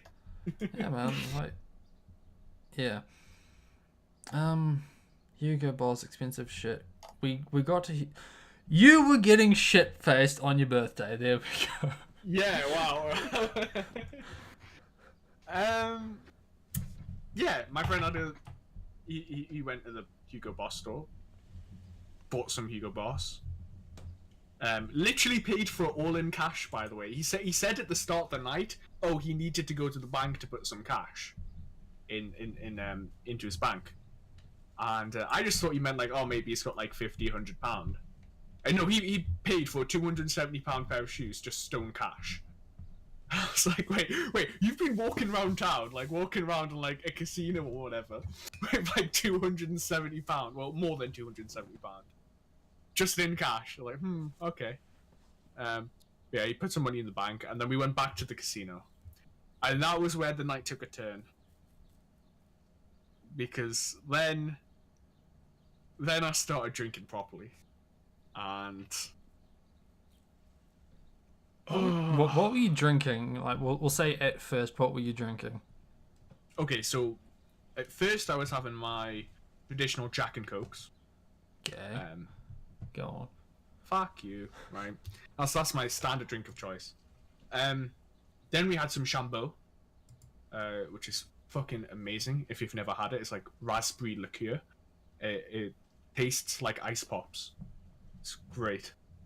But it's like a double of that was like £9. But like, they serve it at the casino, so I was getting that. And then I saw they had Jack Daniel's honey, and Jack Daniel's. I never had Jack Daniel's honey before, like properly. So Jack Daniel's honey and Coke, and that's amazing as well. It tastes like fudge. If you've never had it, it's No, I've never had fudge in my life. Come on, you know what I mean. Don't do me like this. And yeah, then we left and we came back. I had another one, but then now there's a drink. If anybody from the UK is listening to this, they're gonna groan. It's called Strongbow Dark Fruits. I never had it before, but it's a drink that's recommended a lot by friends. And basically, it's just a very shit cider that tastes like dark fruits. It's the not dark fruits, the mysterious fruits. It's not the best drink by any stretch, but it's typically on tap, with your Fosters and your Stella Artois, or as I used to call it as a kid, Stella Artois, and and just other other drinks like that. It's very easy to get Strongbow Dark Fruits, and I had my free drink. And free drink didn't cover Jack and Coke, so I tried Strongbow Dark Fruits, and they're very easy to drink. Like, it is not hard to drink that. So let's just say when I woke up in the morning and I checked my bank account, by this point I'd already had like 6 drinks. I'd checked my bank account and I saw that I had made 6 more purchases. So I bought 6 more drinks, all Strongbow Dark Fruits. And so by that point I was about 11, 12 drinks. That's pretty weak, man. I was gonna say I'm not like a lightweight, but I'm not a heavyweight at all by any stretch. I don't actually drink too much. I'm a bit of a lightweight now. Back in my heyday, not really. I used to be able to down like 20 fucking beers and still be able to walk in something resembling a straight line. Yeah, well, I mean, but these days, like, usually on special occasions, I might pop out one of those bottles of whiskey that I have hiding up in my shelf, and a glass of that, and I'm on the floor. Well, I should say a lot of the jacks and whatever were doubled, but no, like you've got a point where I did do the maths, and I had, I think, 2 or 3 times the amount of like my weekly allotted amount by the NHS. But yeah, the NHS is like 12 to 14 units a week, and I think I had like 30 units. So like Yeah, not a huge amount compared By to by units, you mean like standard drinks or something, or whatever the fuck you want to call it? Yeah, so we have like UK units, so like I think a shot of like a single of Jack Daniels is like 1 unit or something. Yeah, I know. I never got units because it's they're always measured in like the most impractical way possible. Like no one's realistically having a unit. It's like when you look at like a packet of chips, or as you call them, crisps. It's like serves for. It's like the fuck it does. That's your morning snack. Like, no. So the drink I was drinking was 5%. Which is like that's normally what I drink at like normally I just get like what do you call it? Fuck, what do you call it? The fucking Irish drink. Guinness, right? Yeah, Guinness, right? And like Guinness or maybe just Stella, right? I don't really care. And that's normally about what 4 or 5%, and I can do a decent 6, 7 of those, and not really like I wouldn't be drunk, I'm normal. But I'd already drank a lot before I started drinking this, so anyway, by that point, I wouldn't say I was. Again, I wasn't passed out on the floor or anything. So, I was 12, 13 drinks. And I could still walk. Maybe not super in a straight line, but I could still, I could still function. And eventually, my friend, at this point, my friend was groaning at the fact that I was, A, having to constantly go to the toilet, and B, every time I was coming back, I had a new drink. And it's like, dude, you've got to stop, right? You've got to stop. Well, that's just the law of equilibrium, you only get out what you put in. I know, right? I'd also I did accidentally headbutt the roulette machine. That I've still got a mark on my head for.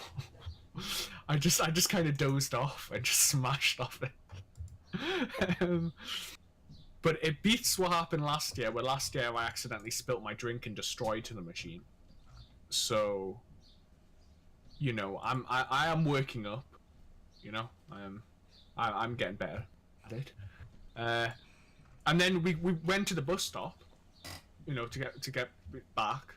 And what time is it at this point? Not that late, like 10:30. You guys have buses running at 10:30. Yeah, the night service was just added, but before the night service's last bus is about 11:30. So it was a little tense, like, oh, we have to go now, because if we don't go now, we may not 11:30 at night. Yeah, 11:30 at night. That's fucking crazy. But we had a night bus service over Christmas that ran until 4 a.m. I feel fucking so fucking sorry for the night shift bus. Like being a night shift taxi driver is fucking crazy enough with the shit you'd probably have to deal with. Yeah. Dealing with a fucking bus full of them motherfuckers, and not a charter bus either. Like when your football club goes on fucking hooliganism or whatever the fuck. Like, that's bad, but I mean, I can kind of understand that one. But a bus of fucking pubbies, of people from the public, fuck that. Like, so I say to my friend, like, mate, maybe we should get a taxi. Like, do you think I'm drunk enough to get on the bus or not? Because maybe I need to get a taxi. And he just looks at me and says, "Nah, mate, you're fine. You're fine, mate." It's just because we're not getting on the same bus. So he's like, "Mate, you're fine." I'm like, all right, sound. So I get on the bus, and I normally sit, because we have double-decker buses. I normally sit on the top, and I try to get up the stairs, and I get one step up, and I'm like, this isn't happening. So I go, I kind of went towards the top, and I just couldn't, nah, I've got to stay on the bottom. So we go to the back of the bottom floor. Me. And I'm sitting at the back, and the bus is obviously swaying and whatever, and I have no ability to steady myself. So I'm swaying 90 degrees, right? Just right. I feel kind of bad for the people opposite me, oh Jesus. Like I'm like, oh, I look so fucking drunk. Come on, Okay, so there's people on the bus with you. a few people. It's pretty quiet, but yeah, like a And few people got. I mean, this was Monday night as well, wasn't it? Yeah, on a fucking Monday night. I was like again, I wasn't blackout drunk. I remember basically everything. You know, I remember everything that happened. I remember that people thought I was a fucking wank stain. Yeah, I could function. So I want to make it clear, like I wasn't passing, but at the same time, I was pretty sloshed, right? I'm willing to admit I was pretty damn sloshed, and I'm just trying to count the lights on the outside so I can see where like we're going, so I can like try and just really focus on getting off on the right stop. But then, you know what happens when you have a bunch of drinks, don't you? But you need to go to the toilet. Oh yes, I do know that. Yeah, and normally I actually really don't drink a lot, like full stop. I think today I've only had like a liter and a half of water. It's like actually really bad, but I don't drink a lot. And I've that night I consumed 5, 6, 7 liters of alcohol, right? So I'm having to go constantly to the toilet, and I'm like, oh my god, I need to go to the toilet, and I'm trying to hold it in, and then I realize, oh hang on, I'm already holding it in. Like there is no holding it in because that's what I've been doing the past 20 minutes. So now it becomes a race against time. I've got to get home before I piss myself. So I get off, and my house is a few minutes away, so I'm walking. I try not to get hit by any cars crossing the road. Oh, see, you're actually gonna wait till you get home. Okay. That was the mistake. The mistake. Oh, okay. So there was a spoiler. Shit. All right. Yeah, you're kind of right. I should have immediately went to the toilet as soon as I got off the bus. Right. So I'm walking home and I'm literally at this point, like I'm thinking to myself, but I'm talking to myself, and I'm saying, don't disgrace yourself, right? As soon as I'm going down the street, I've got my keys out my bag, right? I'm ready to go in, right? Put the key in, and get in. My fucking shithead cat's at the front, right? Meowing, and I'm like, Mish, move, right? Feed me, motherfucker! And I'm just running straight to the toilet, right? But then, so I make it to the toilet. But see, then you've got to work out this logistics, isn't it? Because now I've got to undo my belt, and now I've got to undo my fly. And my lizard brain had seen toilet, and was like, nah, fam, nah, we're at the toilet. Actually, alright, unrelated, but do you ever have that where, like, you're fine normally, but as soon as you get home, like, you start really intensely needing the toilet? And it's because you're so close to the toilet, you know what I mean? No. Okay, maybe I just have an incredibly weak bladder, I don't know. Maybe you do. But like I'm normally fine, but it's just whenever I'm close to a toilet, the feeling's a lot more intense because I know I can just go to the toilet straight away, so I have to go anyway, right? So yeah, so I'm at the toilet and I'm just like, yeah, our body's like, nah, fam, we're at the toilet. This is happening. About 50% made it in. That's what I'll say. About 50%. But luckily, my washing machine is right there. So as soon as I was done, I just took my trousers off and just put the machine. I just admitted that I pissed myself on the podcast. Yeah. Fuck me, dude. And it's still not the worst thing you've admitted. Wait, what else have I admitted? Do you really want me to share? That's a very good point. Yes, I thought you meant on the podcast, right? Oh no. I was like, oh shit, did I say something before? There was the one time you killed a motherfucker. Oh, right. Probably better than some. Anyway, yes. TLDR. I partially pissed myself right in front of my toilet because I couldn't undo my fly quick enough. Wait, so, and yeah, so you got to the bathroom, you're like, oh, toilet, and you just release. You realize maybe I do need to undo my... Were you still pissing into your hands when you were trying to get your pants down? No. Well, yeah, but like it didn't happen. But like, yeah, I was, Well, and I did it from the top, so there wasn't much splashback. But So yeah. what? So like you wait, were you sitting down to take the piss or? No, I was standing up. If I sat down, it probably would have been a lot better. Now I think about it, because I could have just. But no, I was trying to fiddle with my fly. Let's say that this is your issue. You just have terrible fucking instincts. Like your lizard brain is fucked.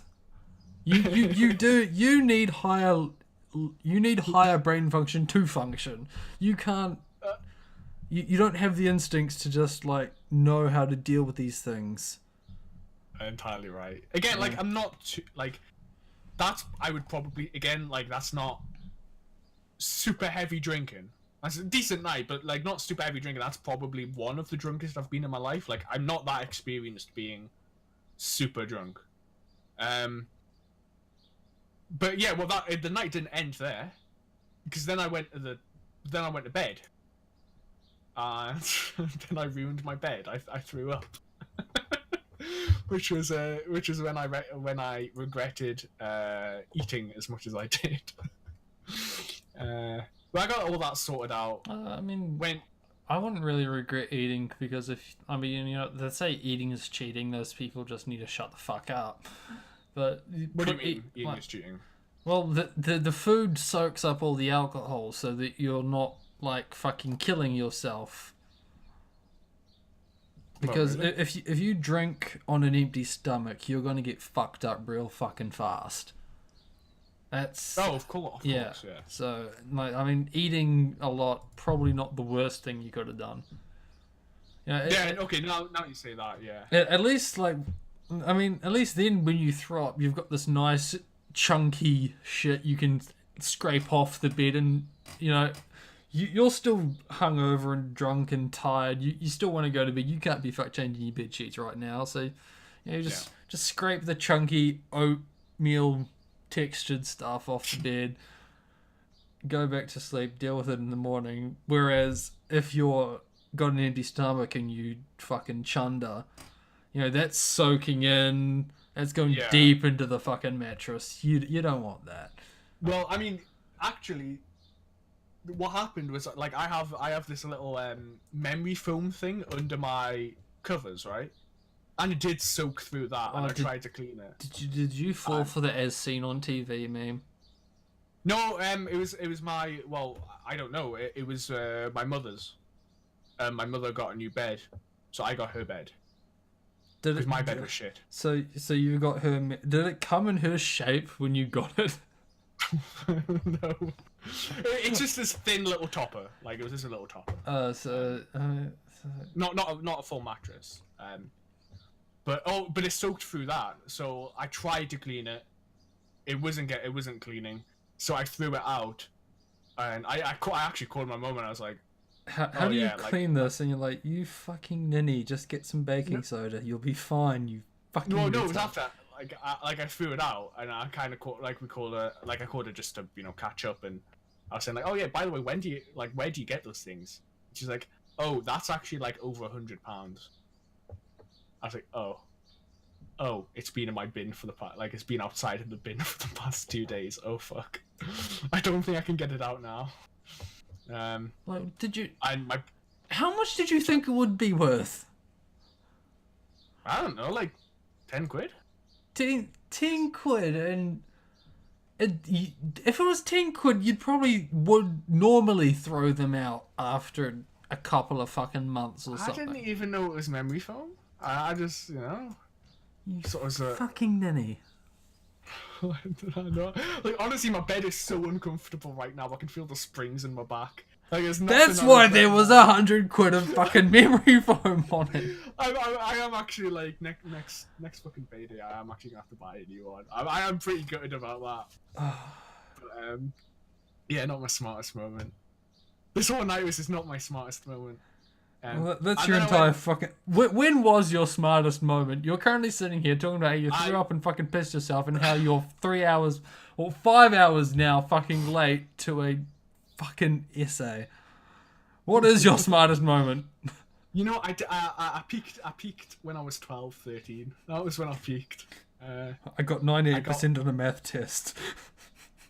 No, I mean, that's actually pretty damn close. I got the maths thing you do at 16. I got mine like the GCSE. I got mine. I passed mine at 13. I did mine like 3 years early, and like I was like, wow, I got that like the highest in. Well, okay, I should say I was the highest boy out of the whole set. 2 girls did beat me by 4 and 2 marks. But yeah, I was like, man, this guy's a prodigy. He's gonna be really smart. Let's get him on. And it was all downhill from there. Yeah. What do you want to learn? Chinese! Why? Because I'm totally not a fucking weeb. You don't need to know that. Come on, you've got to save some material for future podcasts. Nah, we'll find something. I mean, we'll talk about fucking Gucci next time. We've rapped on fucking Hugo Boss this one. We can rap on fucking Gucci the next one. Alright. It'll all be about the Gucci gang. I don't even know what the Gucci gang is, but apparently it's... Gucci gang. Oh, Yeah, it's like... fuck off. But yeah, and then so I went down to I took my bed sheets off, put them near the bin, try to scrape the stuff off, and then I went to the I just went on my sofa and just slept on my sofa.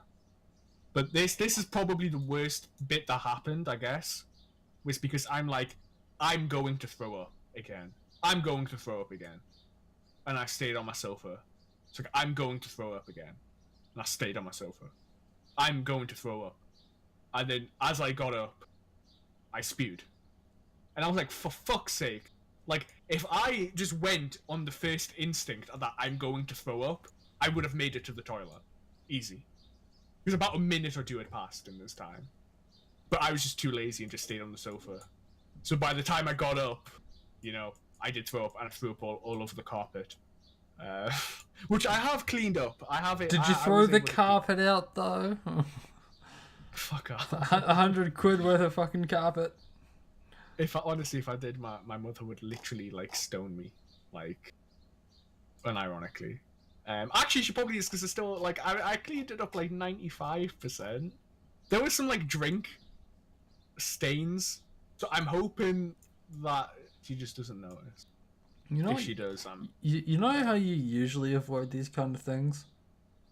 How? Tell me how. Rather than having a fucking sock pile next to your bed, you have a bucket.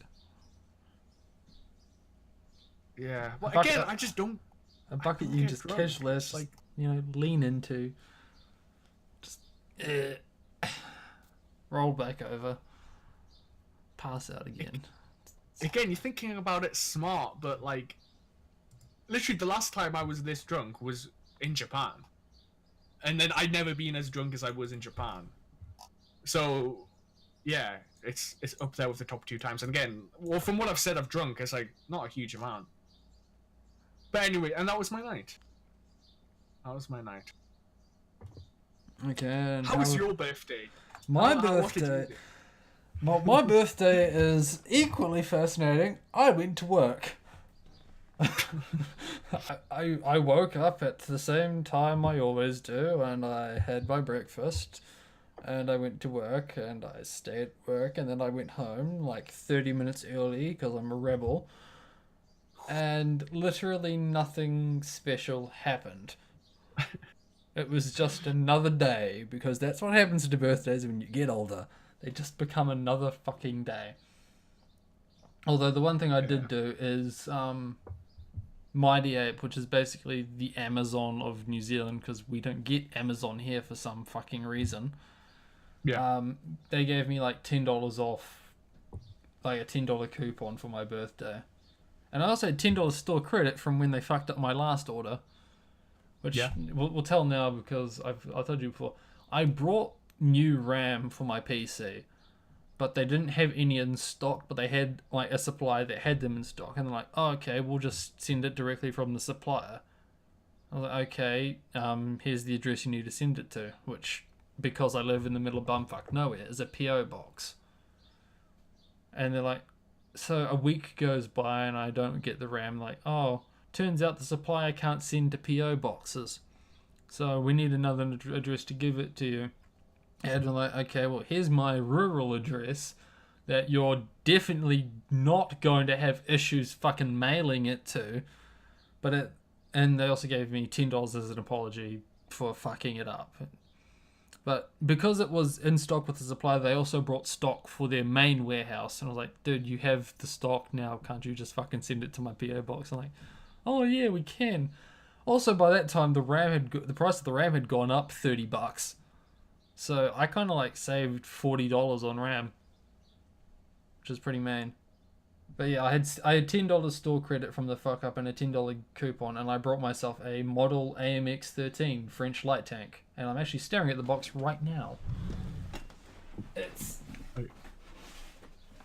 yeah. Are you gonna do a live unboxing? Oh, I've already unboxed it, but like that's. You never think about the content, do you? You gotta think about. No, well, I mean, I sent a picture of the box on like Discords that I frequent. They're like, dude, my birthday present arrived. It's a fun fact. I've never done models before, so Really? yeah.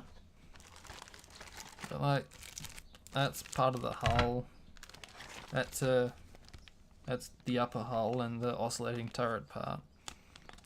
Anyone who has never seen an AMX-13 before, they are the sexiest fucking tanks and completely impractical, but I love them anyway. Watch as he Googles what the AMX-13 looks like. No, it looks like a Lorraine.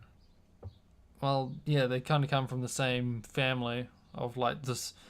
Like after World War II, everyone kind of had their lessons to learn, and France, by not really fucking fighting it, kind of came to the conclusion that everyone else came to, which was, you know what, armor's kind of fucking useless, so let's just give up on it. And so they made this series in the 50s of these really tiny tanks by taking advantage of the oscillating turret, which meant that they didn't have to have this big fucking turret on it, but they also crammed fucking auto loaders in it, and it's fantastic. So, yeah. Did you get the Tamiya one? Yeah. Yeah. Because when I came to the conclusion that I wanted, like, fuck it, let's get a model tank and see what happens, I looked through the entire catalogue, which was like 90% fucking German, and fun fact, I give basically zero shits about World War II Germany as far as tank design goes. Like, yeah, they're kind of impressive, but it just never tickled my pickle. But because that was the that's like everyone's focal point. It's like, oh, World War II, oh, my tiger, Michael Wittmann. Yeah, it's like 90% Germany, and then like the rest of it is like American, and the occasional Soviet. If I remember, there was 4 French tanks in the entire catalogue. One is this AMX-13. One is an AMX-13 with the 105mm howitzer or cannon or something, which was like an export model. The other is a AMX-13 with an M24 Chaffee turret, which was like this late war American light tank. Yeah, I know what Chaffee is. Yeah, which is fucking hilarious. And what was the other one? I don't think it was. I think it was like a B1 Biz or something. Hang on, let's go have a look. Actually, no, I think there might be more than 4. All I know is that when I wanted to go more specific, I searched AMX. But let's. Well, yeah, that's the one I got. Oh yeah, the AMX 10 RC or something. Right. That's a lot of books.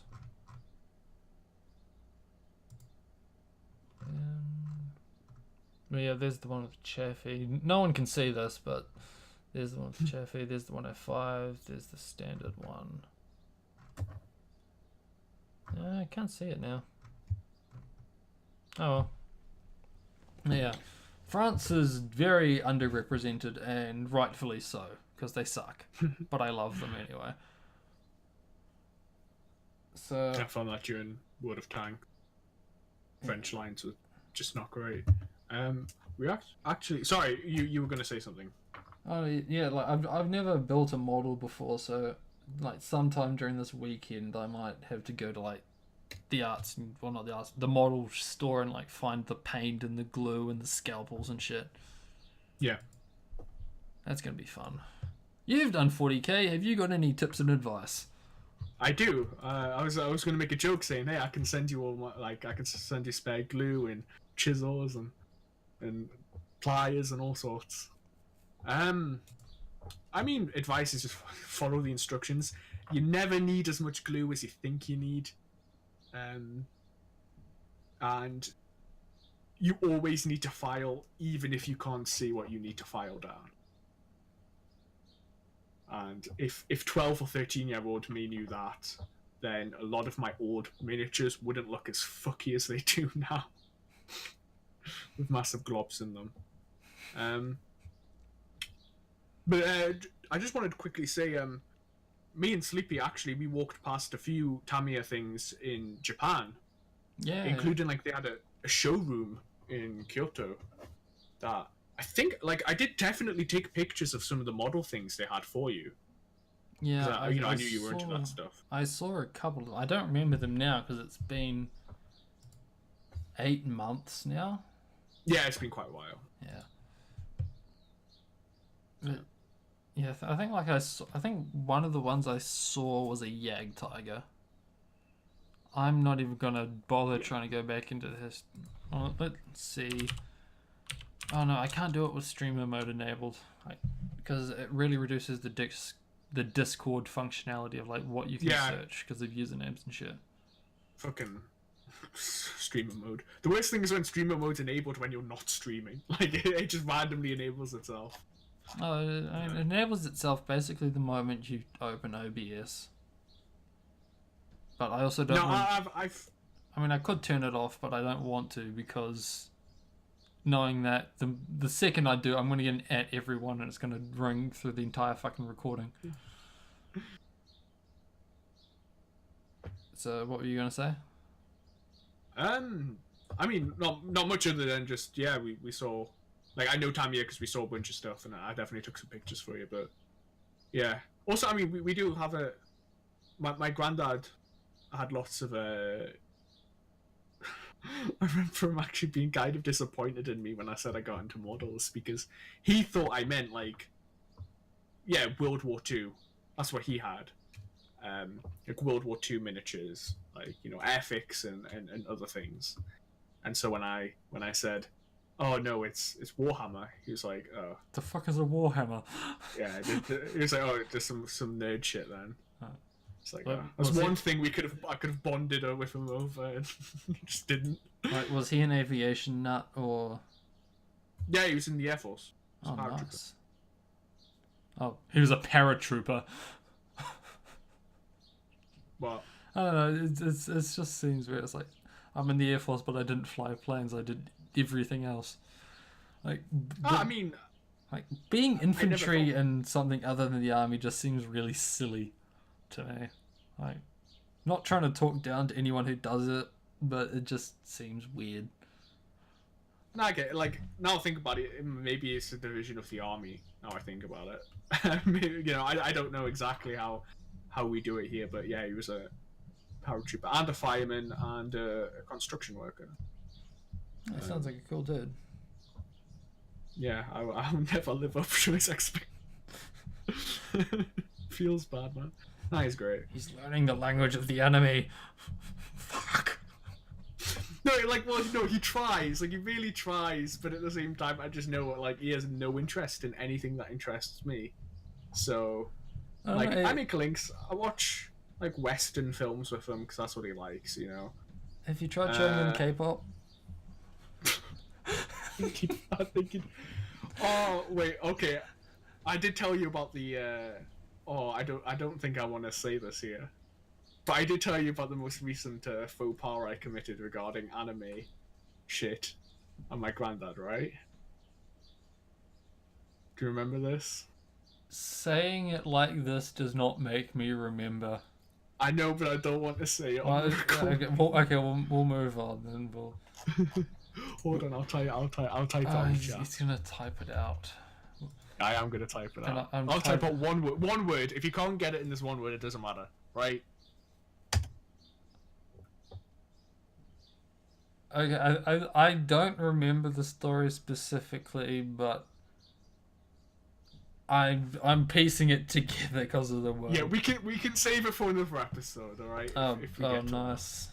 This is fantastic. That's something to look forward to. Something. I'm not willing to. No, what were you gonna say? I was just gonna say I'm not willing to spill all my spaghetti on the first episode, right? I've already admitted to vomiting and pissing myself, right? I've got to gotta ease in. So we'll say you've got like 2 weeks to learn how to shit yourself. I've never shot myself. That is something I can say. Well, beyond being a kid, I guess. Yeah, well, so I mean, even I've shit myself as a kid. Yeah, but that is something I can say. I mean, I used to be vomit free for years, but that came crashing down. Yeah. Recently. Like, I mean, if I think back to it, it's like before I might have been like fucking 5 the last time I vomited. Well, the first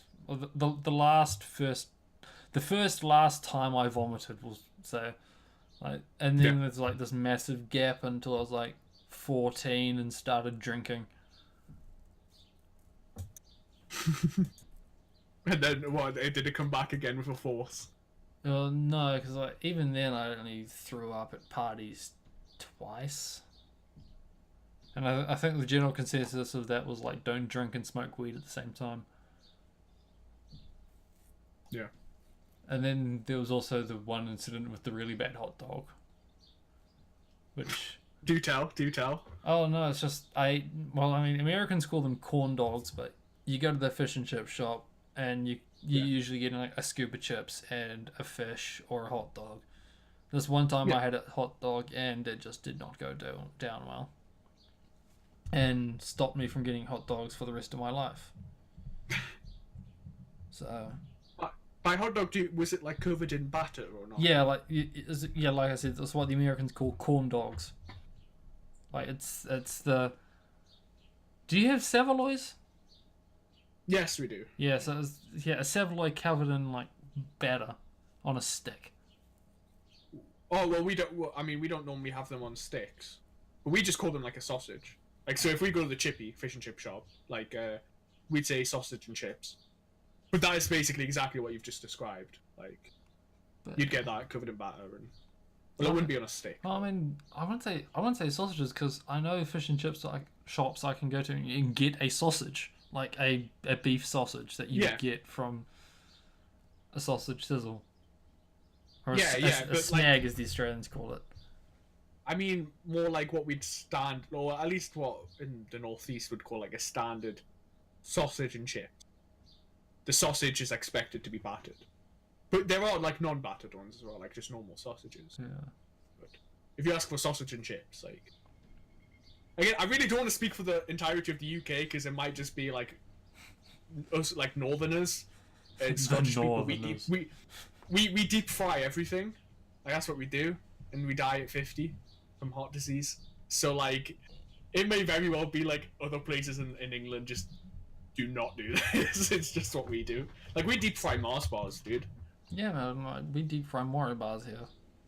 It's great. No, I forget you call them a different thing, don't you? Oh no, we have Mars bars as well. It's just like Mars bars are made by Nestle, Mario bars are made by Cadbury, and the Cadbury ones are better. Yeah. Man, I'm so pissed you still have good Cadbury. Oh, I cannot wait for the fucking Mondelez International to finally get around to Down Under and sorting your shit out so you get the shit stuff as well. I've been actually laying around with the idea of asking for you to send me some Cadbury's chocolate because the ones we have are so shit now. Well, I mean the ones like the defining feature you were talking about was like how the block isn't symmetrical anymore. It's like these asymmetric fucking curves and shit. Yeah, they're no longer square. Yeah, well, the thing is, like, we have those kind of, like, if you were to order like a standard dairy milk block, it's going to come symmetrical. But they've come out with this like side selection called like Marvelous Creations. Oh yeah, we have them. Yeah, like those come in like the non-symmetrical shapes.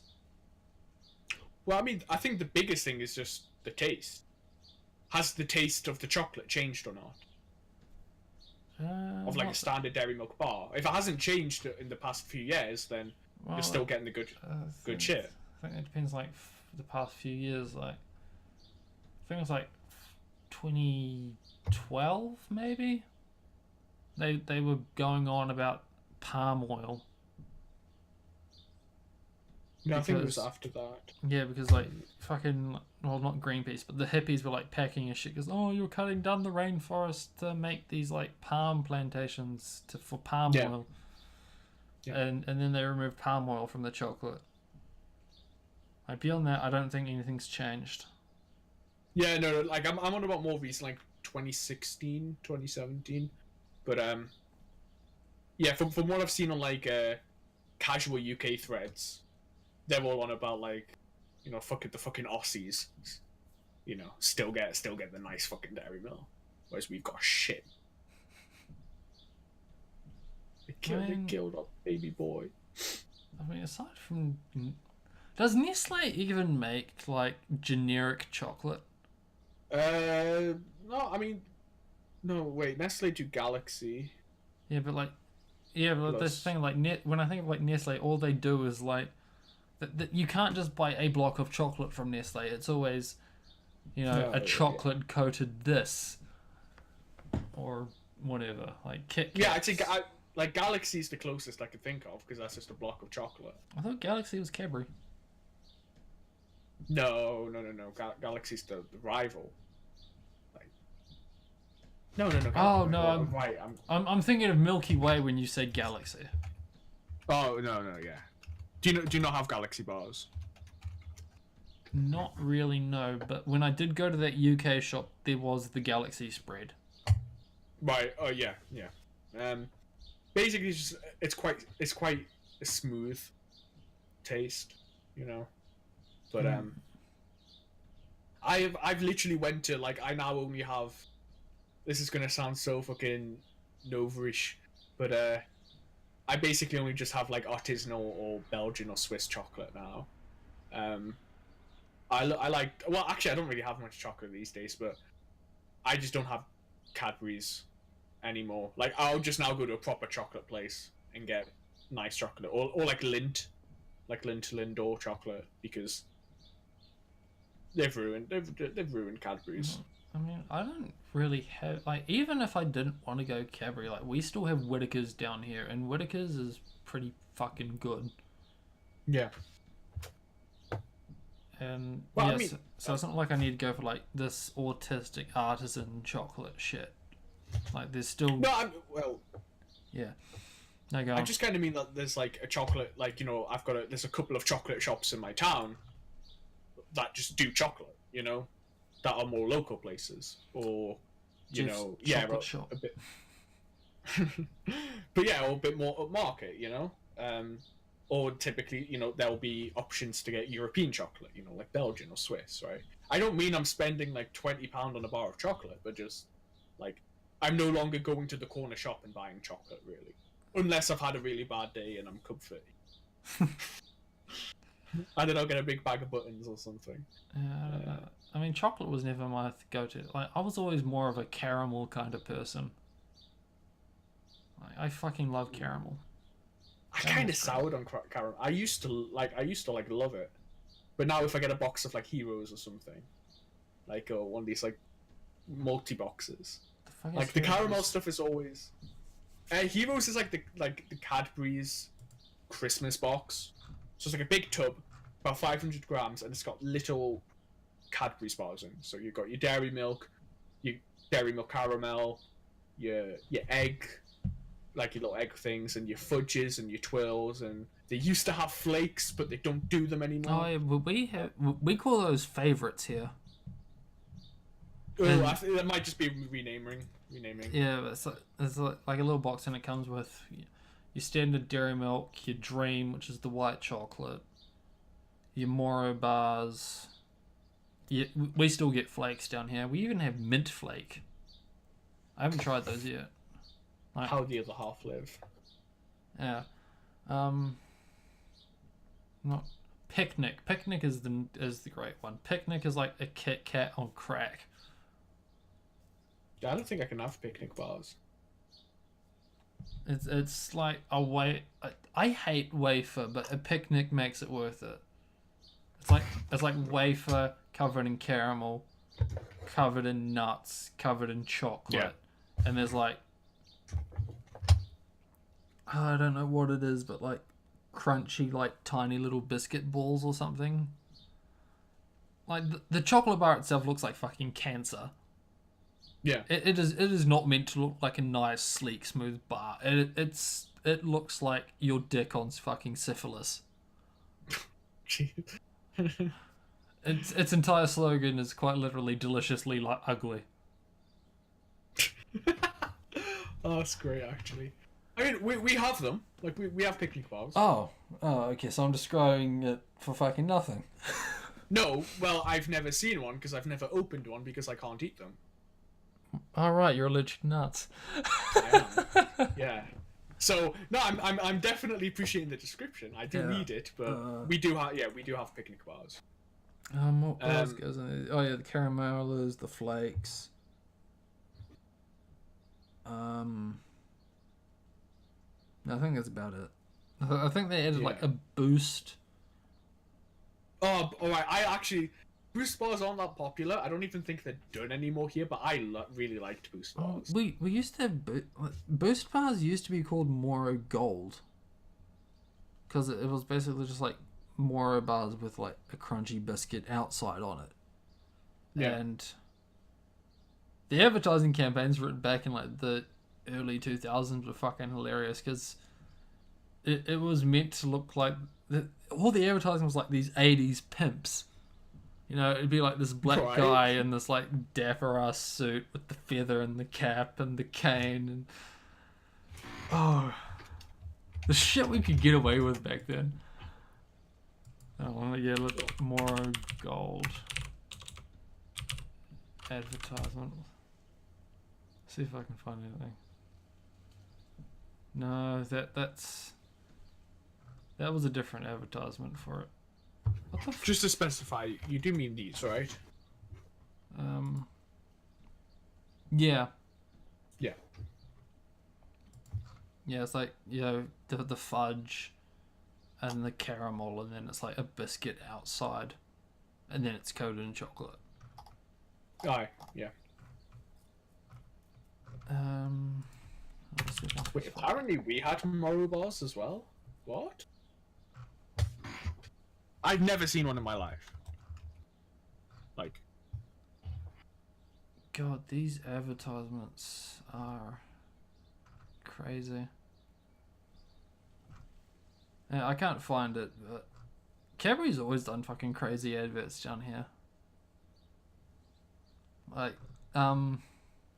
did you ever get the drumming gorilla? yes, we did, to Phil Collins. Yeah. It is probably, I think, one of the best advertising. Like, actually, alright, I do business, and last year we had to do advertising, and my whole had to pick an advert, thing that we really liked, and my whole one was about the Cadbury's gorilla. Did anyone do, like, Wendy's Twitter? Yes, for fuck's sake. Oh my god, that triggers me. I fucking... May I rant? Go for it. Fuck, I hate this fucking trend of corporate Twitters. I really do. It gets on my fucking nerves so badly, right? They're all chummy and they're all bantering. I don't give a fuck, right? You're there to listen to complaints and to tell me what new stuff's happening, right? That's what I'm occasionally advertise. That's what you're there for, right? Like, it used to be that, if you had a complaint and you messaged them, they'd be like, oh, we'll get in touch, straight away, we're so sorry. And now they'll just fucking bant you. Right now, they'll just be like, what the fuck were you doing, mate? Right, which I guess in some aspects, is funny, but Oh my god, it just triggers me so. I really just don't like it. I mean, I don't like it at all. I like them. I hate it. I mean, I don't know if I'd go as if I was like banter with like customers complaining about shit, but like talking shit about your competitors, that's fucking great. I see it as it's so like they're just doing it to generate clicks and generate like it's so artificial. That's the thing. Well, Like I get it in like it works though. That's the thing. And the thing that fucks with me more is how they got the shareholders to go along with it. Because I'm trying to think. I spend a lot of time. I mean, I've told you about Supreme Commander and the time I spend. The thing I have been preaching to them for the longest fucking time now is that because it's a community-run project, there's basically no like it's basically funded by fucking Patreon at this point. And it's like we are not beholden to shareholders. Why are we still acting like a company run by these shriveled old white motherfuckers with a stick up their ass? Yeah. Like, we should be embracing what we are, not what fucking StarCraft is trying to be or whatever the fuck. Yeah, exactly. But no one agrees with me. Well, people agree with me, but no one in charge agrees with me. But, like, again, I find it funny. Like, I do find some of the stuff funny. But it's just... Like... Now it's just a trend. Like, perhaps the first few iterations... Like, they fired the Wendy's chick. No, they were angry, and they fired her. And then I think they rehired her back. Did they actually fire? I thought they, like, moved on because they're like, you know what, I've basically done my job here. I can probably move on to some other company now that I've got, like, notoriety in the advertising and marketing industry. Okay, maybe I'm wrong, but in the story I read, she was fired. Like, okay. they let her go, you know, she was made redundant. And again, I may be wrong, actually. Like, I did just read that, but I don't think either of us know what really happened, so we'll go with either. But now it's just like a trend where, like, all these companies are now jumping on, and who can be the funniest, and who can be, who can say the most savage thing about Burger King and all that. Like, well, I think Wendy also had the perk that you could make porn about it. Like, no one wants to see fucking Ronald getting his rocks off. I bet you at least some people want to see the game. There must be some Ronald X the King, right? Like, that has to be. Oh, yeah, it's definitely. I've seen it before, but but like, it's not Ronald with a fucking 10-inch dick isn't gonna get nearly as much traction as the Wendy's girl is. Oh, what a sad society we live in, man. This is the real gender gap, right? Not fucking pay, but the fact that Ronald McDonald doesn't get us enough fucking credit for his 10-inch donger.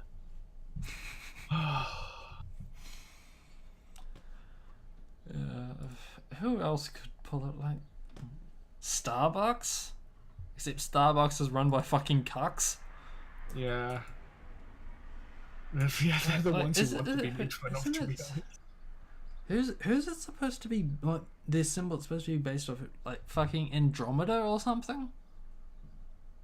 Who? Like, Starbucks? Yeah, like, it's supposed to be like some Greek myth. No, it's the chick from Moby Dick.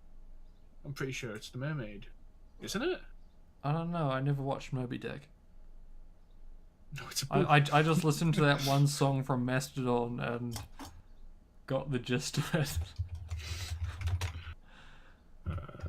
Something about, desires and shit. Yeah, it's been a while since I've read it, but yeah, basically hunting a fucking big ass whale. The film had, what was his name? Well, because Starbuck is a character from Moby Dick. Oh. So, like, that's where I'm going. I'm pretty sure because Patrick Stewart. Sorry, I'm just because I remember they made a movie about Moby Dick and it's Patrick Stewart. And I was thinking Neil Patrick Harris. It's like, no, he's gay. But isn't Patrick Stewart also gay? Yeah, he is actually. So Wait, I think. I'm noticing. Yeah. All right, let's go. Is Patrick Stewart gay? Can I just say that is honestly the greatest, one of the greatest castings ever that I fucking love, is Neil Patrick Harris's Barney Stinson. I think that is fucking like he's the biggest womanizer on the planet. Is Patrick Stewart dead, Scottish, left-handed, English, vegan? Star Trek Discovery.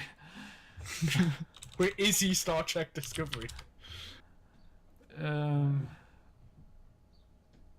Stewart. His other films including flamboyantly gay. It says he played a gay character once. Okay. Oh, it's Ian McKellen. Yeah. Ian McKellen. I thought they were both gay though, which was one of the funny things. Yeah, I did kind of think of that. Oh, okay. So I found an answer. Originally, the Starbucks logo was the image of the twin-tailed mermaid or siren of Greek mythology. Has lured sailors to shipwreck off the coast of an island in the South Pacific. Oh, I found an article. Patrick Stewart has an awesome response to people being outed as gay from the Huffington Post in 2014. Alright, he was Magneto. Did he play anything in Lord of the Rings? No, Ian McKellen. That was that was Ian McKellen. Alright, it was Ian McKellen and Patrick Stewart in X-Men. Shit. Wait, he was Magneto and Ian Xavier. McKellen. Oh, right, yeah. Yeah. I've never seen X-Men before. I want to say... Oh, hold on. Sorry. Be up my cat. BRB. Oh, okay. So I'm going to cover while he's gone. Let's films Patrick Stewart has been in. Apparently he's 78 years old. And he looks like old fucking Bruce Willis. Which is funny because Bruce Willis is also old. Oh. Sorry about that. Just cut that out. Did you know they're making another Charlie's Angels this year?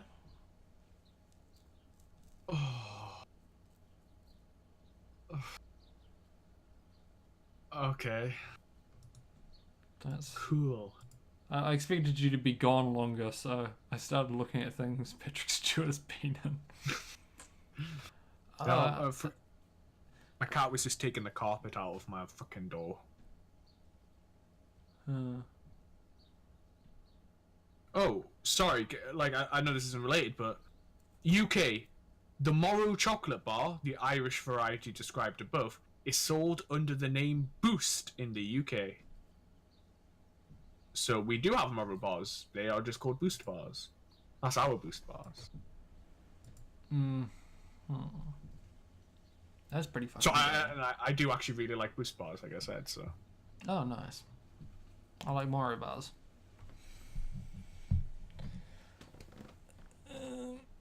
But why don't just call it there? Really? Yeah, might as well. I mean, I don't know. Do you really want to go on about how Patrick Stewart's gay? Yeah, if this is where you want to call it. I wouldn't mind talking with you about the podcast after this. So. Oh, amazing. Well, admin o'clock. Yeah, so thanks for listening, fuckheads. It's been great. Do you think anybody's made it through this 2-hour-long ramble? I think Sleepy will. Sleepy's a saint. Let's place bets. Who do we know that might actually watch this? And my answer is Sleepy. Yeah.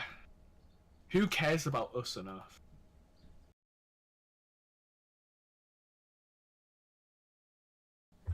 Same, I have actually had to move, like, I've tried to move all of, like, the paper away from my desk. No, my desk is still covered in paper. Paper and money. I have, like... No, look at you. I have, like, money bags. $40 in coins just sitting here. Because it's like, you know, you go to the store with $5 and you come back with, like, 50 cents change and you just put it on your desk and then you go to the store again and come back. And yeah, so I've got, like, a $5 note, 2 stacks of 10-cent coins that are, like, 1.5 inches high, a stack of, like, $1 coins that are 1.5 inches high, two $2 coins, and then this massive fuckload of silver coins, which is like the 20 cents and the 50 cents. And Right. it all comes up to like $40. It's crazy. Jim, send some over. Put it in the post. You know. Yeah, what the fuck are you Man gonna needs do with some New change. Zealand money? Reminds me of a friend who came back from Germany with €10, and she needed to get the bus back from Newcastle Airport. Sorry, not the bus, the metro, like our trains system. And she went to the exchange thing, and they legitimately like they had like 70-80% commission. The So she got like fuck? £2, which is just enough to pay for a metro ticket home. It's like that would be, you'd send me like 40. I'd go to like the exchange place, and I'd get like £3. I would just give the fucking bus driver like €5 and like, this is like 3 times what the bus fare is. Have fun, mate. The fuck? So she gave them what? $40 and got what? She gave them €10 to change into pounds. Now that should be like £9, like for market rate. Yeah. A bit more than that. Traditionally, I would say maybe not. You should maybe get 8 or 9, depending on how money grabbing they are. Right, 8 would be pretty damn bad if I was getting money changed. Like if they would, because that's taking like what 10% commission. Like, which I think is quite a lot. But no, they gave her, I think it was $2.50, so they charged like 70% commission. They took 70% of it. How the fuck do you stay afloat doing that? What's at the airport? Yeah, It's on the returns thing. Yeah. yeah, but it's like, how do you? Shit, where am I going with this? It's like ice cream machine, not like ice cream trucks. Yeah. Because it's one of those things where it's like, okay, because it's complicated, like the logistics of an ice cream machine is difficult, which means we need to charge more money, which means we get fewer customers, which means we need to charge more money to justify it. So eventually you've kind of got this very elite, small fucking thing that you can run off. Yeah. Customer base. It's like, is this like airport just running off people that really fucking need the bus? No, I think that's honestly probably a fairly large, mainly idiot. Well, I perhaps I shouldn't use the term idiot, even though that's what I describe them as. But people who, Ill-informed. the dregs of society, I guess, who are taking those package holidays for really cheap to Tenerife or Benidorm or Magaluf, who don't really know or care about where they changed their money, and they've just came back and they just want some money back, and they're not turned on Oh, to the bank if they just put it in their bank and they can then withdraw it, and the bank will only take a little bit, they don't know all this stuff, so yeah. they're just like, oh, Brexit means Brexit, I need pounds. Yeah, it's like things still are worth things. Right? Economist of the year. Yeah, things are worth things. It's a great. So I wonder how far you could get on like backpacking if you like tried to barter shit. Oh, I imagine. Like I'm not saying like, dude, I'll give you my toothbrush for this like bus fare, but like you could bring like some decently like just like tiny little shiny rocks. Like how far could you get across Europe on shiny rocks? Doesn't even have to be a diamond, just like mildly valuable precious stones. What, like opals? Yeah, like opals, jade. No, jade's actually pretty. I actually don't know how much precious stones are worth. Yeah, I'm not gonna lie. I'm kind of going off like video game rates here. Like, Yeah. Well, sapphires normally go more. well, I mean, in RuneScape, opals were pretty expensive because they were members only. Imagine playing RuneScape. Yeah. Imagine calling in sick to school so you could sit home and chop virtual fucking trees. Who would do that? Man, the 2000s were a wild time. Yeah. I say as if I have any memory of that time.